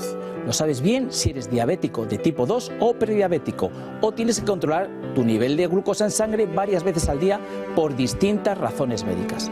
Hasta ahora esta prueba se hacía con los glucómetros tradicionales, analizando una muestra de sangre extraída tras un pinchazo en el dedo y midiendo el nivel de glucosa con una tira reactiva. Un proceso sin duda doloroso y molesto. Afortunadamente ya es posible conocer estos niveles de una manera más cómoda e indolora, gracias al innovador glucómetro sin pinchazo de Protege tu Vida, sin aguja, sin necesidad de realizar las molestas extracciones de sangre. Este nuevo sistema no invasivo obtiene un resultado igual de fiable con la ayuda de los rayos infrarrojos, metiendo simplemente un dedo en la pinza similar a la que mide el oxígeno en sangre, con resultados en pocos segundos. No lo dudes, llama al 900-730101 y mide tu glucosa en sangre sin pinchazos ni dolor. Aquí estamos como en Cabo Cañaveral. 3, 2, 1, 0, hablando. Pues hablando. Martín Uteriño, Pues muy buenos días, don Julio. Yo, un poco siguiendo la estela de lo que comentaba Gabriel, me he desplazado hasta el centro neurálgico de estas ideologías de las que estabais tratando, de estos crímenes contra la familia, los menores. Y en esta última semana... ¿Te has ido a Harvard? Me he ido a Harvard, no. Traído a España, ¿no? He ido al que se llamaba el Soviet de la Complu. No sé si os acordáis que unos jóvenes politólogos hace unos años lo denominaron el Soviet de la Complu. Y hasta allí he ido a raíz de una pancarta que pueden ver ustedes ahora en pantalla. Viene a decir básicamente: mantener relaciones con tu hermana es el primer paso para abolir la familia. Un ataque directo a la institución milenaria que ha creado toda nuestra sociedad. Los responsables de tan hermosa deposición no fueron otros que RQTR. Es una autodenominada, y cito textualmente, transmaribibollo, feminista, anticapitalista, antirracista, asociación LGBTIQ+, y demás siglas del Estado español. Se instauraron en 1994. ¿De qué manicomio salían exactamente? Desde el campus de Somosaguas, Universidad Complutense de Madrid, la Facultad de Ciencias Políticas. Cuando habla de mantener relaciones con tu hermana, ¿se refiere a la hermana de quién? De la tuya propia. Hermane, de tu hermana. No, puede ser no se refiere a la hermana de alguien. Julio, hermane. No, pero... Hermane. Es que continúa, por favor. Lo grave es que Nos estás ilustrando mucho, la verdad. Desde hace unas décadas, esto es tónica habitual, ¿no?, en esta facultad. Un lugar que se supone de confrontación de ideas, búsqueda de la verdad, de debate, es el epicentro, el punto cero del pensamiento único y de la ideología woke en España. Para romper esta única línea de pensamiento hemos contado con una entrevista al profesor Rubén Herrero de Castro, colaborador de esta casa, que es doctor en Ciencias Políticas y Relaciones Internacionales. Precisamente está solo en esta facultad. He mantenido una conversación para que nos explique brevemente de dónde surge y cuál es la situación actual. Tenemos ahora mismo un vídeo. Hasta un determinado momento, finales del siglo XX, principios del siglo XXI, existían asociaciones de otro signo político que no fuese izquierda o extrema izquierda. Pero en un momento dado, el Partido Popular, que incluso llegó a tener un rector afín, Gustavo Villapalos, decidió, siguiendo el consejo de sus sociólogos, marcharse de la universidad, marcharse de la sanidad, marcharse de la educación y marcharse de la sociedad civil, de la calle. Porque entendían sus sociólogos que confrontar con la izquierda en esos espacios movilizaba al electorado de izquierdas. Pues esta toma absoluta de la universidad se da en el año 2004 aproximadamente, coincide un poco con la entrada de Zapatero en las instituciones y es la última consecuencia de las teorías posmarxistas de Gramsci, que hablan de la hegemonía cultural en todos los aspectos, desde la universidad, la sanidad, los medios de comunicación, ¿no?, una presencia total. Esto se sigue viviendo día tras día en esta Facultad de Ciencias Políticas. Nos vuelve a contar el profesor Herrero sobre la situación actual de cancelación que se está viviendo, que es absoluta, el ostracismo, el pensamiento único, que no da lugar a debate, lo vemos. En la Facultad de Políticas van elaborando, una vez y otra tras otra, protocolos como para evitar que actos que se salgan de la línea ideológica de la izquierda o la extrema izquierda se puedan llevar a cabo. Pero no para sus ideologías, ¿verdad? Porque ellos, por ejemplo, en políticas celebraron la Universidad de Podemos en otoño y se hacen actos a favor de Palestina, contando su versión de la guerra civil. Ellos pueden hacer lo que quieran, pero si tú planteas un acto que no tenga que ver con estas líneas, incluso en mi facultad se ha hecho un taller de cerrajería para ocupas. Entonces, si tú planteas un acto, te piden el aval de un profesor. Saben que ningún profesor se va a atrever. Por fin la universidad se acerca a las necesidades reales de la sociedad y hace talleres para que los ocupas aprendan cerrajería. Pues ese modelo nuevo de acercarse a la FP, ¿no?, a la formación profesional. Muy interesante lo que se hace aquí en Harvard, en el Harvard de la Complutense. Lo grave es que se apoya desde la facultad también todas estas políticas de cancelación. Hace unos meses, hace un par de meses, veíamos a Isabel Pérez, que es la portavoz de Vox en la Asamblea de Madrid, pues ahí lo estamos viendo, cómo son atacados consistentemente, se les bloquea físicamente la entrada a las instalaciones. No es el único, ¿no? Isaac Parejo, Ortega Smith, también tenemos el caso de Isabel Ayuso. O sea, ¿se puede decir, Martín, que en esta facultad entra la gente que tiene menos facultades? Desde luego. Y además, bueno, a no ser que sea en arte rupestre, están viendo ustedes ahora mismo en pantalla algunas de las grandes obras maestras que hay en el campus de Ciencias Políticas. Como ven, son todos unos artistas, ¿no? Hay todo tipo de ideologías. Bueno, probablemente. Bueno, no, Miguel, aquí hay una cosa interesante, es decir, estamos hablando de políticas. O sea, la Facultad de Políticas ha sido siempre, históricamente, era como un gueto, o sea, de su nivel artístico, en pintadas, donde yo recuerdo el bar que estaba en la antigua facultad, que estaba enfrente de Moncloa, donde en el bar tenías a Bakunin y a Rosa Luxemburgo a tamaño natural, eso era para entrar.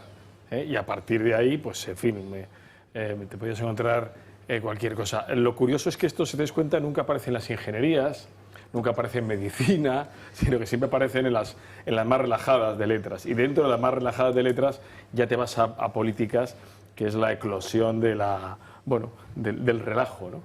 Pero bueno, tú decías, precisamente estabas apuntando que todo esto empieza en 2004. 4 es ya cuando se Acordaos que en convierte 2003 entra ya Berzosa, catedrático de Economía, que empieza ya con un sesgo de izquierdas, y de entonces pues hemos tenido desde el hijo de Santiago Carrillo, que le sucedió, o no sé si en medio hubo el actual rector, creo que de la Méndez Pelayo, que ni siquiera era catedrático, sino que era profesor, ¿no?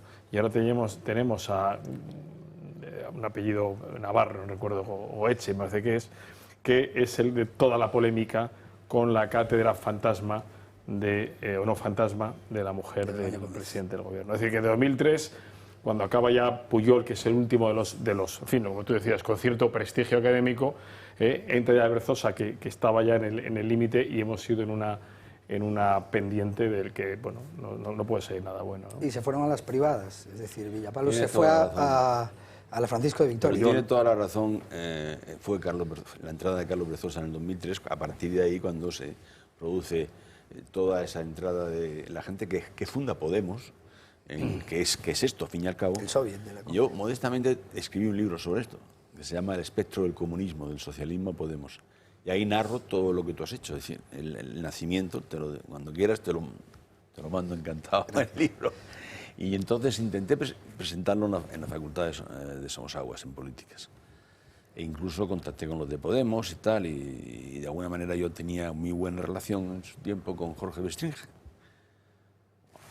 No te puedes imaginar la que me montaron. Imposible. Lo que fue curioso es que la infanta Cristina estudió en esa facultad, y lo que yo no sé es cómo sobrevivió, imagino por el círculo que tendría de seguridad, porque era un momento... ¿Qué época era? Pues año 82, 83, pues por 5 años, eran 87. Otros tiempos. No, pero eran los tiempos. En aquella época, pero Políticas era también sí, pero fíjate que en aquella época era, por pollos. ejemplo, catedrático de Derecho Constitucional, en Políticas, Fraga. Sí, bueno, pero Fraga ya no estaba dando clase, pero fíjate, tenía la cátedra. Sí, Fraga estuvo dejó de darle la cátedra en el año 79. No creas tú que te estoy hablando de... Sí. Pero en fin, ahora mismo, desde el año 2003, que tú has señalado, desde el año 2004, la Facultad de Políticas es una base, es que no se puede ir por allí, y además es que lo han destrozado, que por otro lado es el sitio mejor y más bonito, el campus más bonito que tenía la Universidad Complutense de Madrid. Es una maravilla el sitio. Lo han destrozado totalmente, es una pena. Aquello es un erial. Y es una pena porque es imposible, ya te digo, mi libro, es que lo he vuelto a intentar hablar de esto allí, imposible. La intolerancia más absoluta y la falta de libertad de expresión más absoluta y lo más antidemocrático que uno puede imaginar, ¿no? Claro, esto pasa, y perdona, yo tengo que entrar por alusiones, porque yo soy licenciado en Ciencias Políticas por la Universidad Complutense, claro, hace algún tiempo. Ya me lo venía yo imaginando. No podemos decir que desde siempre, porque no es desde siempre. De hecho, don Manuel Fraga Iribarne era mi profesor en materia de historia de las ideas y las formas políticas. Es más, me dio clase a mí, y yo lo recuerdo perfectamente, con esa forma absolutamente anárquica que tenía para dar clase, pero con unos contenidos espectaculares. Pero tengo que decir que el profesorado era en conjunto magnífico y que los contenidos, es decir, el plan de estudios, era otra maravilla. Es decir, te permitía tener una visión de conjunto de los problemas de la sociedad desde el origen de los tiempos hasta la situación actual, haciendo entradas en ámbitos como la economía, el comercio, la filosofía, el derecho civil, el derecho canónico. Era una facultad que te permitía tener una visión de conjunto enorme, y a partir de ahí ya tú podías orientar tu vida. Y lo recuerdo bien, no estaba Bakunin, no estaba Rosa Luxemburgo, no estaban pintados, quiero decir. Bueno, Bakunin tampoco, porque como era un anarquista, pues en el fondo no sé muy bien qué pintaba ahí. Pero bueno, en cualquier caso, a lo que voy. La Facultad de Ciencias Políticas ha decaído como consecuencia de la dejación. ¿De qué dejación? De aquellos que asesoraron a la cúpula del Partido Popular diciéndoles que, bueno, que no convenía estimular la reacción de la izquierda. Oiga, ¿sabe usted que la batalla que seguro se pierde es la batalla que no se da? Bueno, pues que lo sepan, y las hemos perdido todas, y como las han perdido en los Estados Unidos. Todo esto, bien lo dices, empezó con Gramsci en 1934, un señor que desde la cárcel, al que había encarcelado Mussolini, desarrolló esta hipótesis alternativa, es decir, la revolución violenta no nos va a llegar a la victoria, nos va a llevar a la victoria el entrismo, y el entrismo es meternos en las sociedades a través de donde se forman las élites. Y esto lo consiguió la Escuela de Frankfurt, que se desplazó desde el final de la Segunda Guerra Mundial a las dos costas de los Estados Unidos, se integró en ambos grupos de universidades y hasta ahora tendré que volver a mencionar. Estamos viviendo ahora mismo los coletatazos. Yo todavía recuerdo aquellas pintadas en los cementerios que decía: levantaos malditos, la tierra para el que no trabaja. Pero además es que la Facultad de Políticas ahora mejor, con mucha diferencia, le ha ganado 40 veces la de la Autónoma, creo. La Complutense ya es que ni cuenta, no tiene ningún sentido. De hecho, en la Autónoma tienen una licenciatura, vamos, una graduación que es Derecho y Políticas, que tiene muchísimo éxito por ahí. Es decir, que no... Bueno, Martín, ¿algo más? ¿Tienes algo más que decir? Nada más, muchas gracias. Pues muchísimas gracias. A usted, de Galicia viniste, ¿no? Para contarnos esto. Sí, señor, todas las mañanas. Ya sabes, ¿no? Si te digo la verdad te mentiría. Hombre, no. Muchas gracias, Martín. A usted, Julio. Bueno, don Josep María, usted no ha dicho nada, porque usted ni ha estudiado políticas, no estudié político, no, yo estudié ciencias. Lo único que sé, estás hablando de la facultad, en Somosaguas está eso. En Somosaguas. Al lado de los pisos para profesores que consigue Monedero y compañía, esos que eran tan baratitos y tan bien enfocados. ¿Estaba económicas? Pablo Iglesias y Monedero son profesores de esas universidades. Sí, pero que además tuvieron derecho a piso, que es más interesante, y alguien me ha comentado que no fue muy... que fue una suerte para ellos tener derecho a piso a ese precio. Es el único comentario que se me ocurre hacer para añadir una guindilla a la cosa. Cubridme, que estoy cambiándome de silla. Parece mentira. O sea, os quedáis aquí esperando a que los espectadores me vean cambiarme de silla. Suelo pasar por allí con el metro ligero muchos días. Políticas tiene su historia, pero lo que es tremendo, lo que es tristísimo, es la degeneración del nivel del profesorado, pues por los males de siempre que nadie se atreve a tocar, ¿no? Males endémicos en el que nosotros a nosotros mismos nos vamos colocando los ayudantes, o lo que está pasando en unas facultades como periodismo, que tienes profesores pues que están en la teoría pero no conocen la práctica, cero patatero, con lo cual, ¿qué les están contando a los alumnos que no se corresponde con la realidad? Jesús Trillo, tú que eres un extraordinario jurista, vamos a ver. ¿Cómo es posible que en Madrid o en otras ciudades de España ayer se permitiera a esas personas caminar desnudas, haciendo gestos y actos obscenos en plena calle, en presencia muchas veces de menores, sin que ningún policía municipal hiciera absolutamente nada, siendo además patrocinados por el Ayuntamiento de Madrid, habiendo recibido los regalos de Isabel Díaz Ayuso en forma de 220.000 euros en condones y en lubricante? Es decir, eso no tiene ninguna calificación ni penal ni administrativa, Jesús Trillo. Si tienen una autorización administrativa previa de la manifestación, y la reunión... ¿no? Pero es decir, no hay que hacer constar que vas a ir en pelotas haciendo haciendo el gilipollas y exhibiendo tu cuerpo desnudo. ¿Eso hay que hacerlo constar o eso ya viene de suá? Yo entiendo que sí, porque si no estás haciendo un acto que hoy por hoy sigue siendo de escándalo público. Por tanto, el ayuntamiento ayer hizo... Habría que hacerlo revisar, porque efectivamente si tenían autorización, bueno, bien, pero esa autorización, como bien dices tú, tenía que haber previsto que vamos a hacer esto y esto, vamos a ir en pelotas, etcétera, etcétera. ¿El Ayuntamiento de Madrid puede autorizarlo? ¿Puede promocionarlo? ¿Puede, No es el Ayuntamiento de Madrid el competente para eso, es la delegación del Gobierno. Pero el Ayuntamiento de Madrid puso sus calles... Pero el Ayuntamiento de Madrid colaboró en la realización de la manifestación. Y además puso dinero. Supongo, tampoco conozco bien el tema, porque no me entera mucho, pero en definitiva esa competencia, que sería competencia de orden público, por decirlo en términos genéricos, es de la delegación del Gobierno. En Madrid no está cedida esa competencia.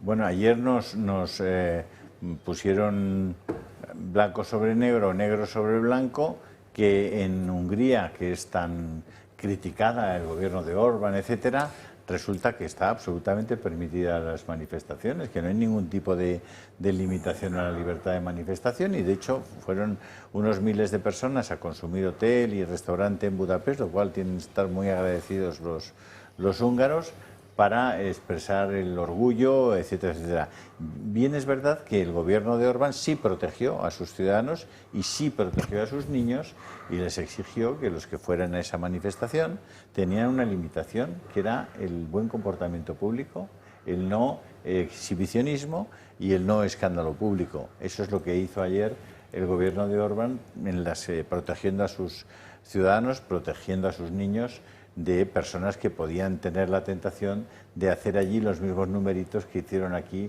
los que estuvieron aquí, ¿no? Pero perdón, es que yo no me entero muy bien de esto. ¿La Semana del Orgullo Gay no es la semana que empieza ahora o es la que ha acabado? Es la que empieza ahora. La que empieza ahora. Entonces, ¿la manifestación esta qué fue? El inicio. Fue la apertura. El chupinazo. El chupinazo. El chupinazo. Y también hubo otra manifestación en Turquía que parece que fue muy interesante, en Estambul. Erdogan no está por la donde Erdogan sacó la daga y los corrió a buenazos a todos, pero parece... en Teherán sí que tuvo mucho éxito, yo no creo. sé, parece que los de Podemos no protestaron. De todas maneras, una cosa... No protestaron por lo de Estambul. En Teherán ha tenido un éxito la manifestación. Estambul. No te vayas en Arabia Saudita también. Estambul. No te vayas tan lejos. En Marruecos creo que ha sido, vamos, lo más de lo más.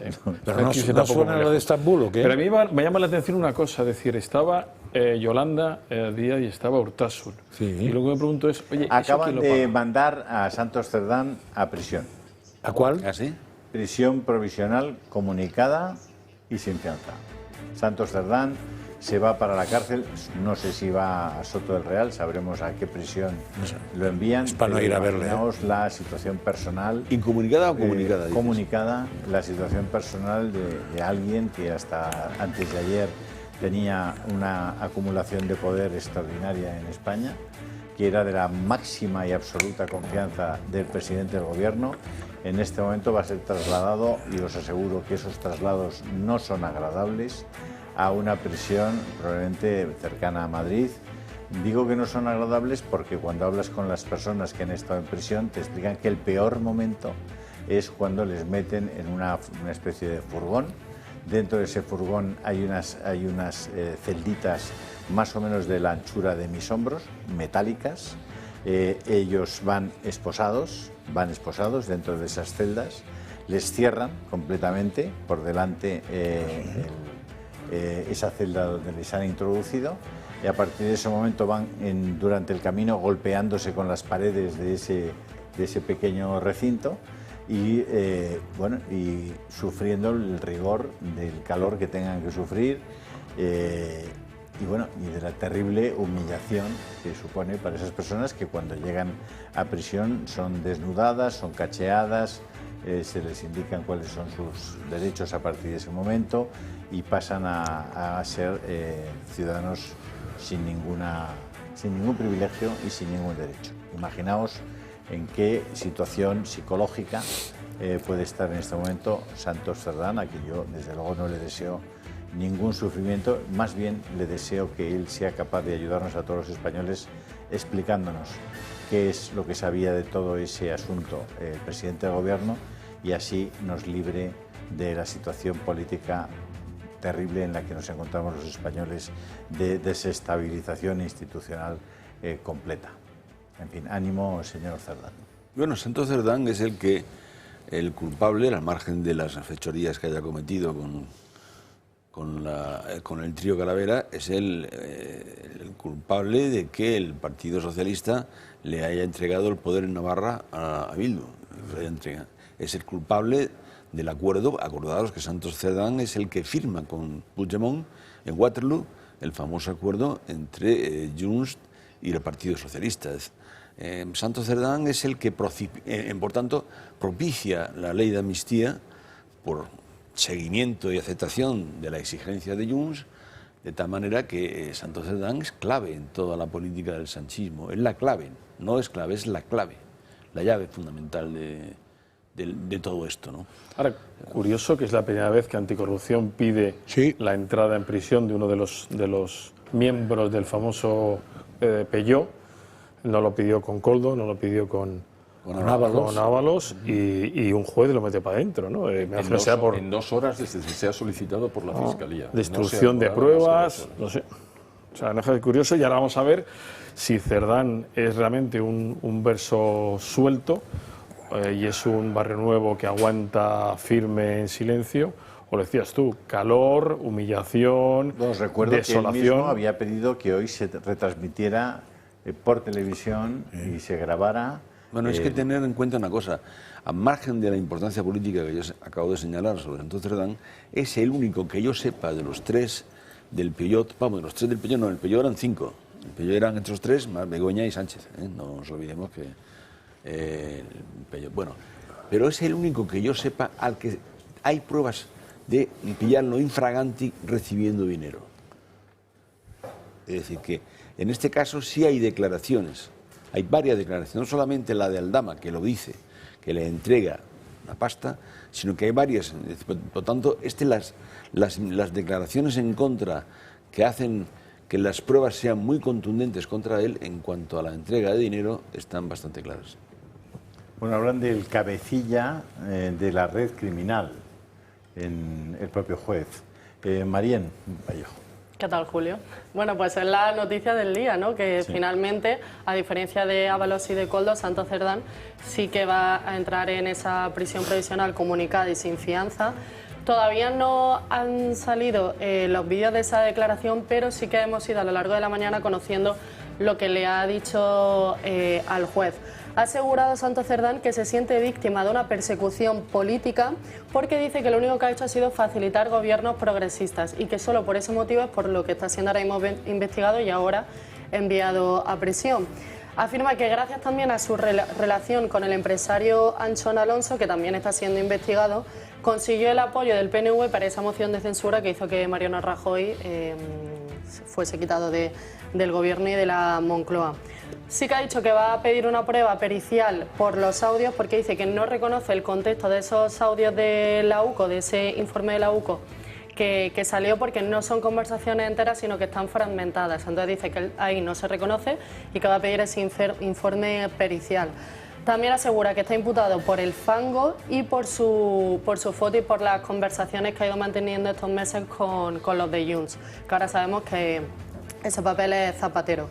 Ha asegurado que Bolaños es el otro que está siendo perseguido y que es el siguiente en esta trama de, como dicen ahora, de fango de la justicia. Bolaños. Sí que sabemos que hace unos días el juez sí que pidió a la Fiscalía que le imputasen por el caso Begoña, por falso testimonio y demás. ¿Qué más ha dicho sobre...? La Fiscalía ha basado, Marien, su petición en posible riesgo de fuga, destrucción de pruebas y coacción de testigos. O sea, que le han pillado hablando con gente. Coacción de testigos. Pues me parece más verosímil la última que la primera o la segunda, ¿no? Porque la destrucción de pruebas anda que no le han dado tiempo. Sí. Podría haber destruido Madrid entera, vamos, o sea que... Luego también sobre Servinavar, que es esa empresa también que está siendo un poquito investigada, dice que él no elevó la escritura a pública porque fue su mujer la que le convenció de que no lo hiciese para así poder seguir en política.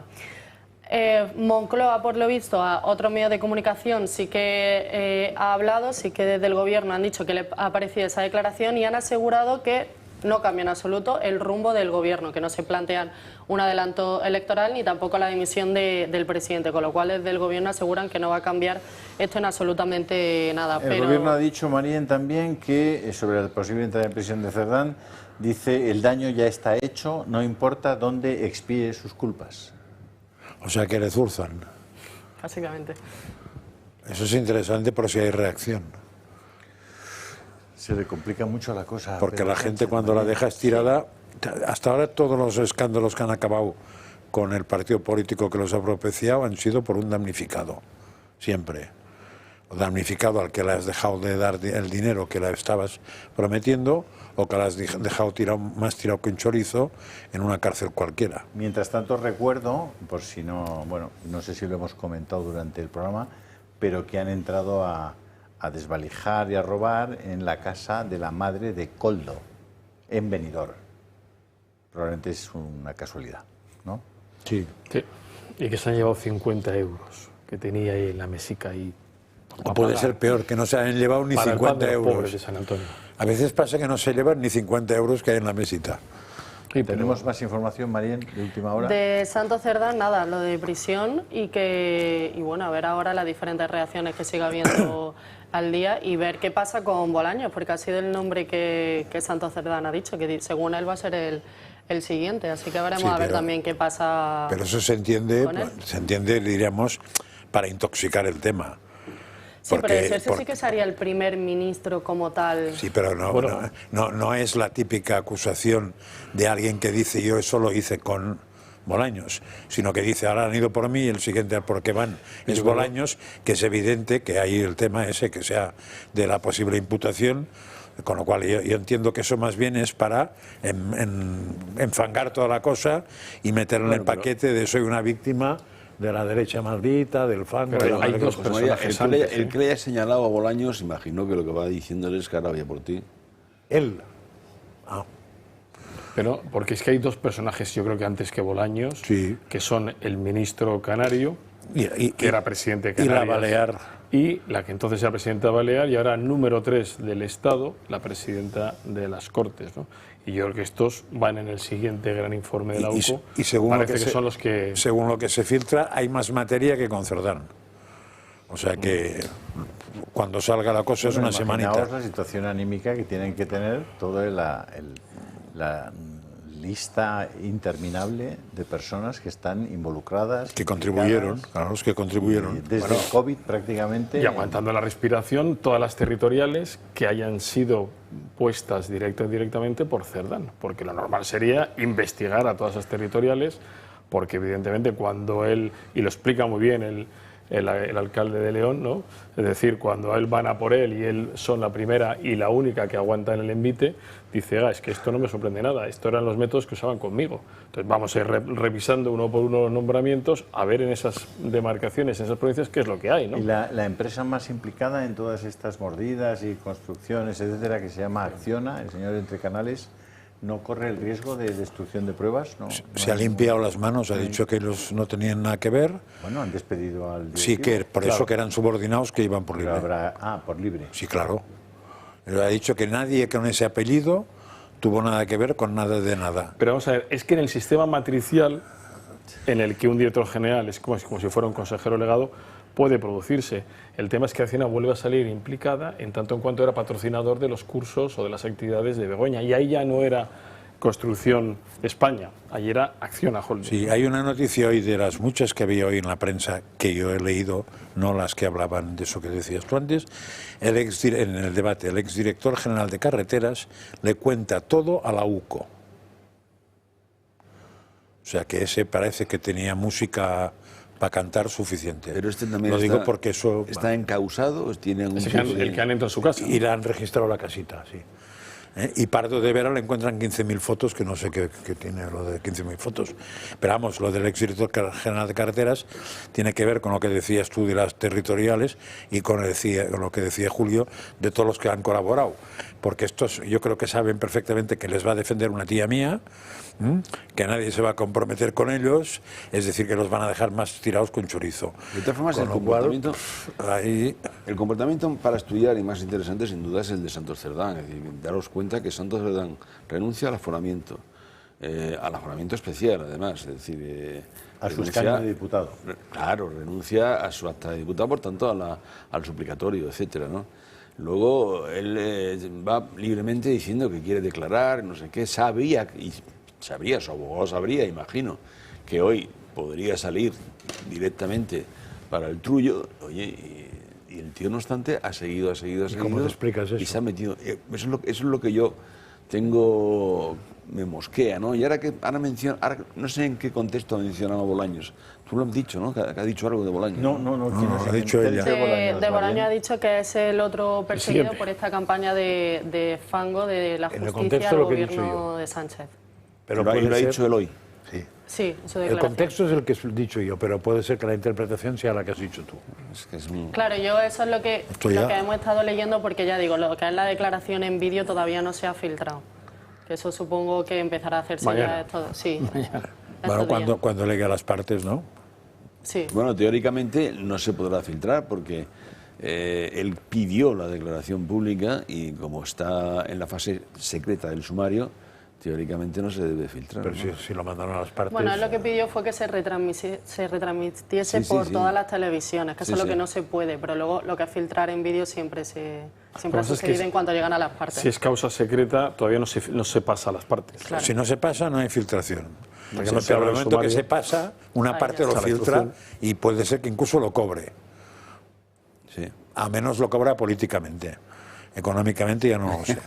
Lo que sí que ha dicho de Acciona es que él se reunió con Fernando Merino sobre el año 2014 en Pamplona, en su despacho, y que una vez que él ya llegó aquí a Madrid como secretario de organización del PSOE, ya perdieron el contacto. Pero Acciona sí que lo ha mencionado, como también ha mencionado a José Blanco, que ha dicho que fue él el que le dijo que pusiese a Pardo de Vera al frente de Adif. Eso sí que lo ha dicho él delante de... Eso tiene más interés para ir avisando a Pepiño Blanco. Sí, pero Pepiño al final me dijo que pusiera, tomas tú la decisión. Pepiño yo creo que aquí sale... Pero te ponen el nombre y no es la primera vez que está saliendo el nombre de Pepiño. Sí, pero... Bueno, pero igual que salía el de Bono, ¿eh? Sí, pero no olvidemos que Pepiño tenía una cosa muy peculiar, que era, al igual que Santos Cerdán, vicesecretario del PSOE de Zapatero. Y no olvidemos que al igual que Ábalos, era el ministro de Fomento, de hecho. Pero si sale Pepiño, sale el Partido Popular, ¿no? Porque ¿quién es la mano derecha de Pepiño? Viene el Partido Popular, pues es probable que vaya el hijo de un tipo muy importante en Europa en el Partido Popular y un exalcalde de Vitoria, ¿no? Un ex líder del PP vasco y ex ministro de Sanidad. Pasa que Pepiño sus actividades las tiene bien organizadas y legalizadas. Al fin y al cabo, él tiene una empresa que se llama Pepiño no lo pillan, que es una empresa que se dedica a relaciones, digamos, la con lobby la administración, lobby en última instancia, aunque en España no está regulado el lobby, pero tampoco está... Bruselas, sí. Tampoco está prohibido, ¿no? Es decir, que tampoco... Es diferente, ¿no? La situación de... No, y que Pepiño no toma la decisión. Pepiño te puede decir, oye, me gustaría este tema, me gustaría tal, y te cobro tanto. Pero si lo importante no es que recomendar a esta mujer, lo importante ahí, dicen, es que ha sacado el nombre por algo. Sí, porque si el nombre se queda a que recomendó a esa mujer, eso penalmente no tiene ningún problema. Decía Coldo, oye, Pepiño nos ha pedido 1000 cosas. Pero si es sacar el nombre por algo, yo intuyo que va más por ahí los tiros que no en el caso de Bolaños, que me parece que es más para defenderse, no para insinuar un posible ataque, creo yo. Sobre todo sabiendo que hay mucha gente que ya está opinando que el padre de la criatura no es Pedro Sánchez, sino que es José Luis Rodríguez Zapatero. Y entonces cuadraría mucho Blanco, porque por algo hacía funciones que hacía. Yo creo que siempre el padre de la criatura es quien tiene el BOE, quien está al frente de ese padre de la criatura. Luego habrá gente que tenga peso, mucha influencia, o que a ti te interese. En general, el padre pero el señor que hace las leyes, que puede hacer las leyes y que las puede promulgar y lo toma las decisiones, yo creo que siempre es Pero ¿de qué criatura? Porque estábamos hablando de lo que ya empezaba así el programa esta mañana, es decir, la corrupción política en sentido estricto, que definieron al mismo tiempo Abascal y Feijóo el otro día, y dijeron exactamente la venta de una ley inconstitucional como es la amnistía a cambio de votos. Los dos dijeron lo mismo. Eso, que es lo más grave que aquí ha pasado, sin duda alguna. Y otra cosa es la trama de corrupción de los contratos y adjudicaciones de contratos de obra pública, que eso es otra historia. Y que va unida no solamente a la Secretaría de Organización del Partido Socialista, por lo que parece, desde que conocemos a Ábalos y el señor Santos Cerdán, sino, lógicamente, el gobierno, que es quien adjudica. Pero cuando puede se ser... dice, no, es que no tiene nada que ver con el gobierno, es una cosa del PSOE.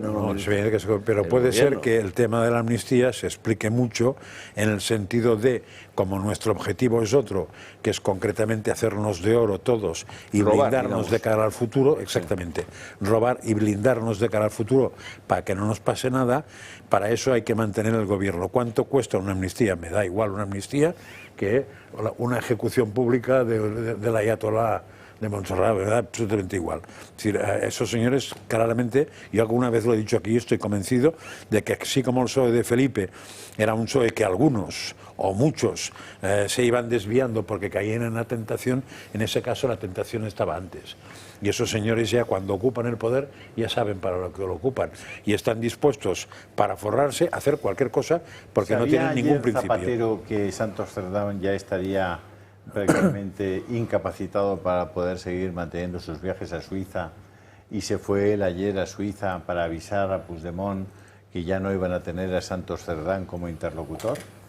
¿Es posible que alguien que viaja a Suiza 15 veces pueda viajar con algún tipo de valija diplomática y que pueda haber intereses cruzados entre la gente de Puigdemont y de Junts con las gentes del Partido Socialista? A estas preguntas habrá que contestar y habrá que contestar a los 45, casi 50 viajes ya que se produjeron con el Falcon de España a la República Dominicana, incluido el que Aldama explicó que se había producido con Zapatero entre Caracas y Santo Domingo.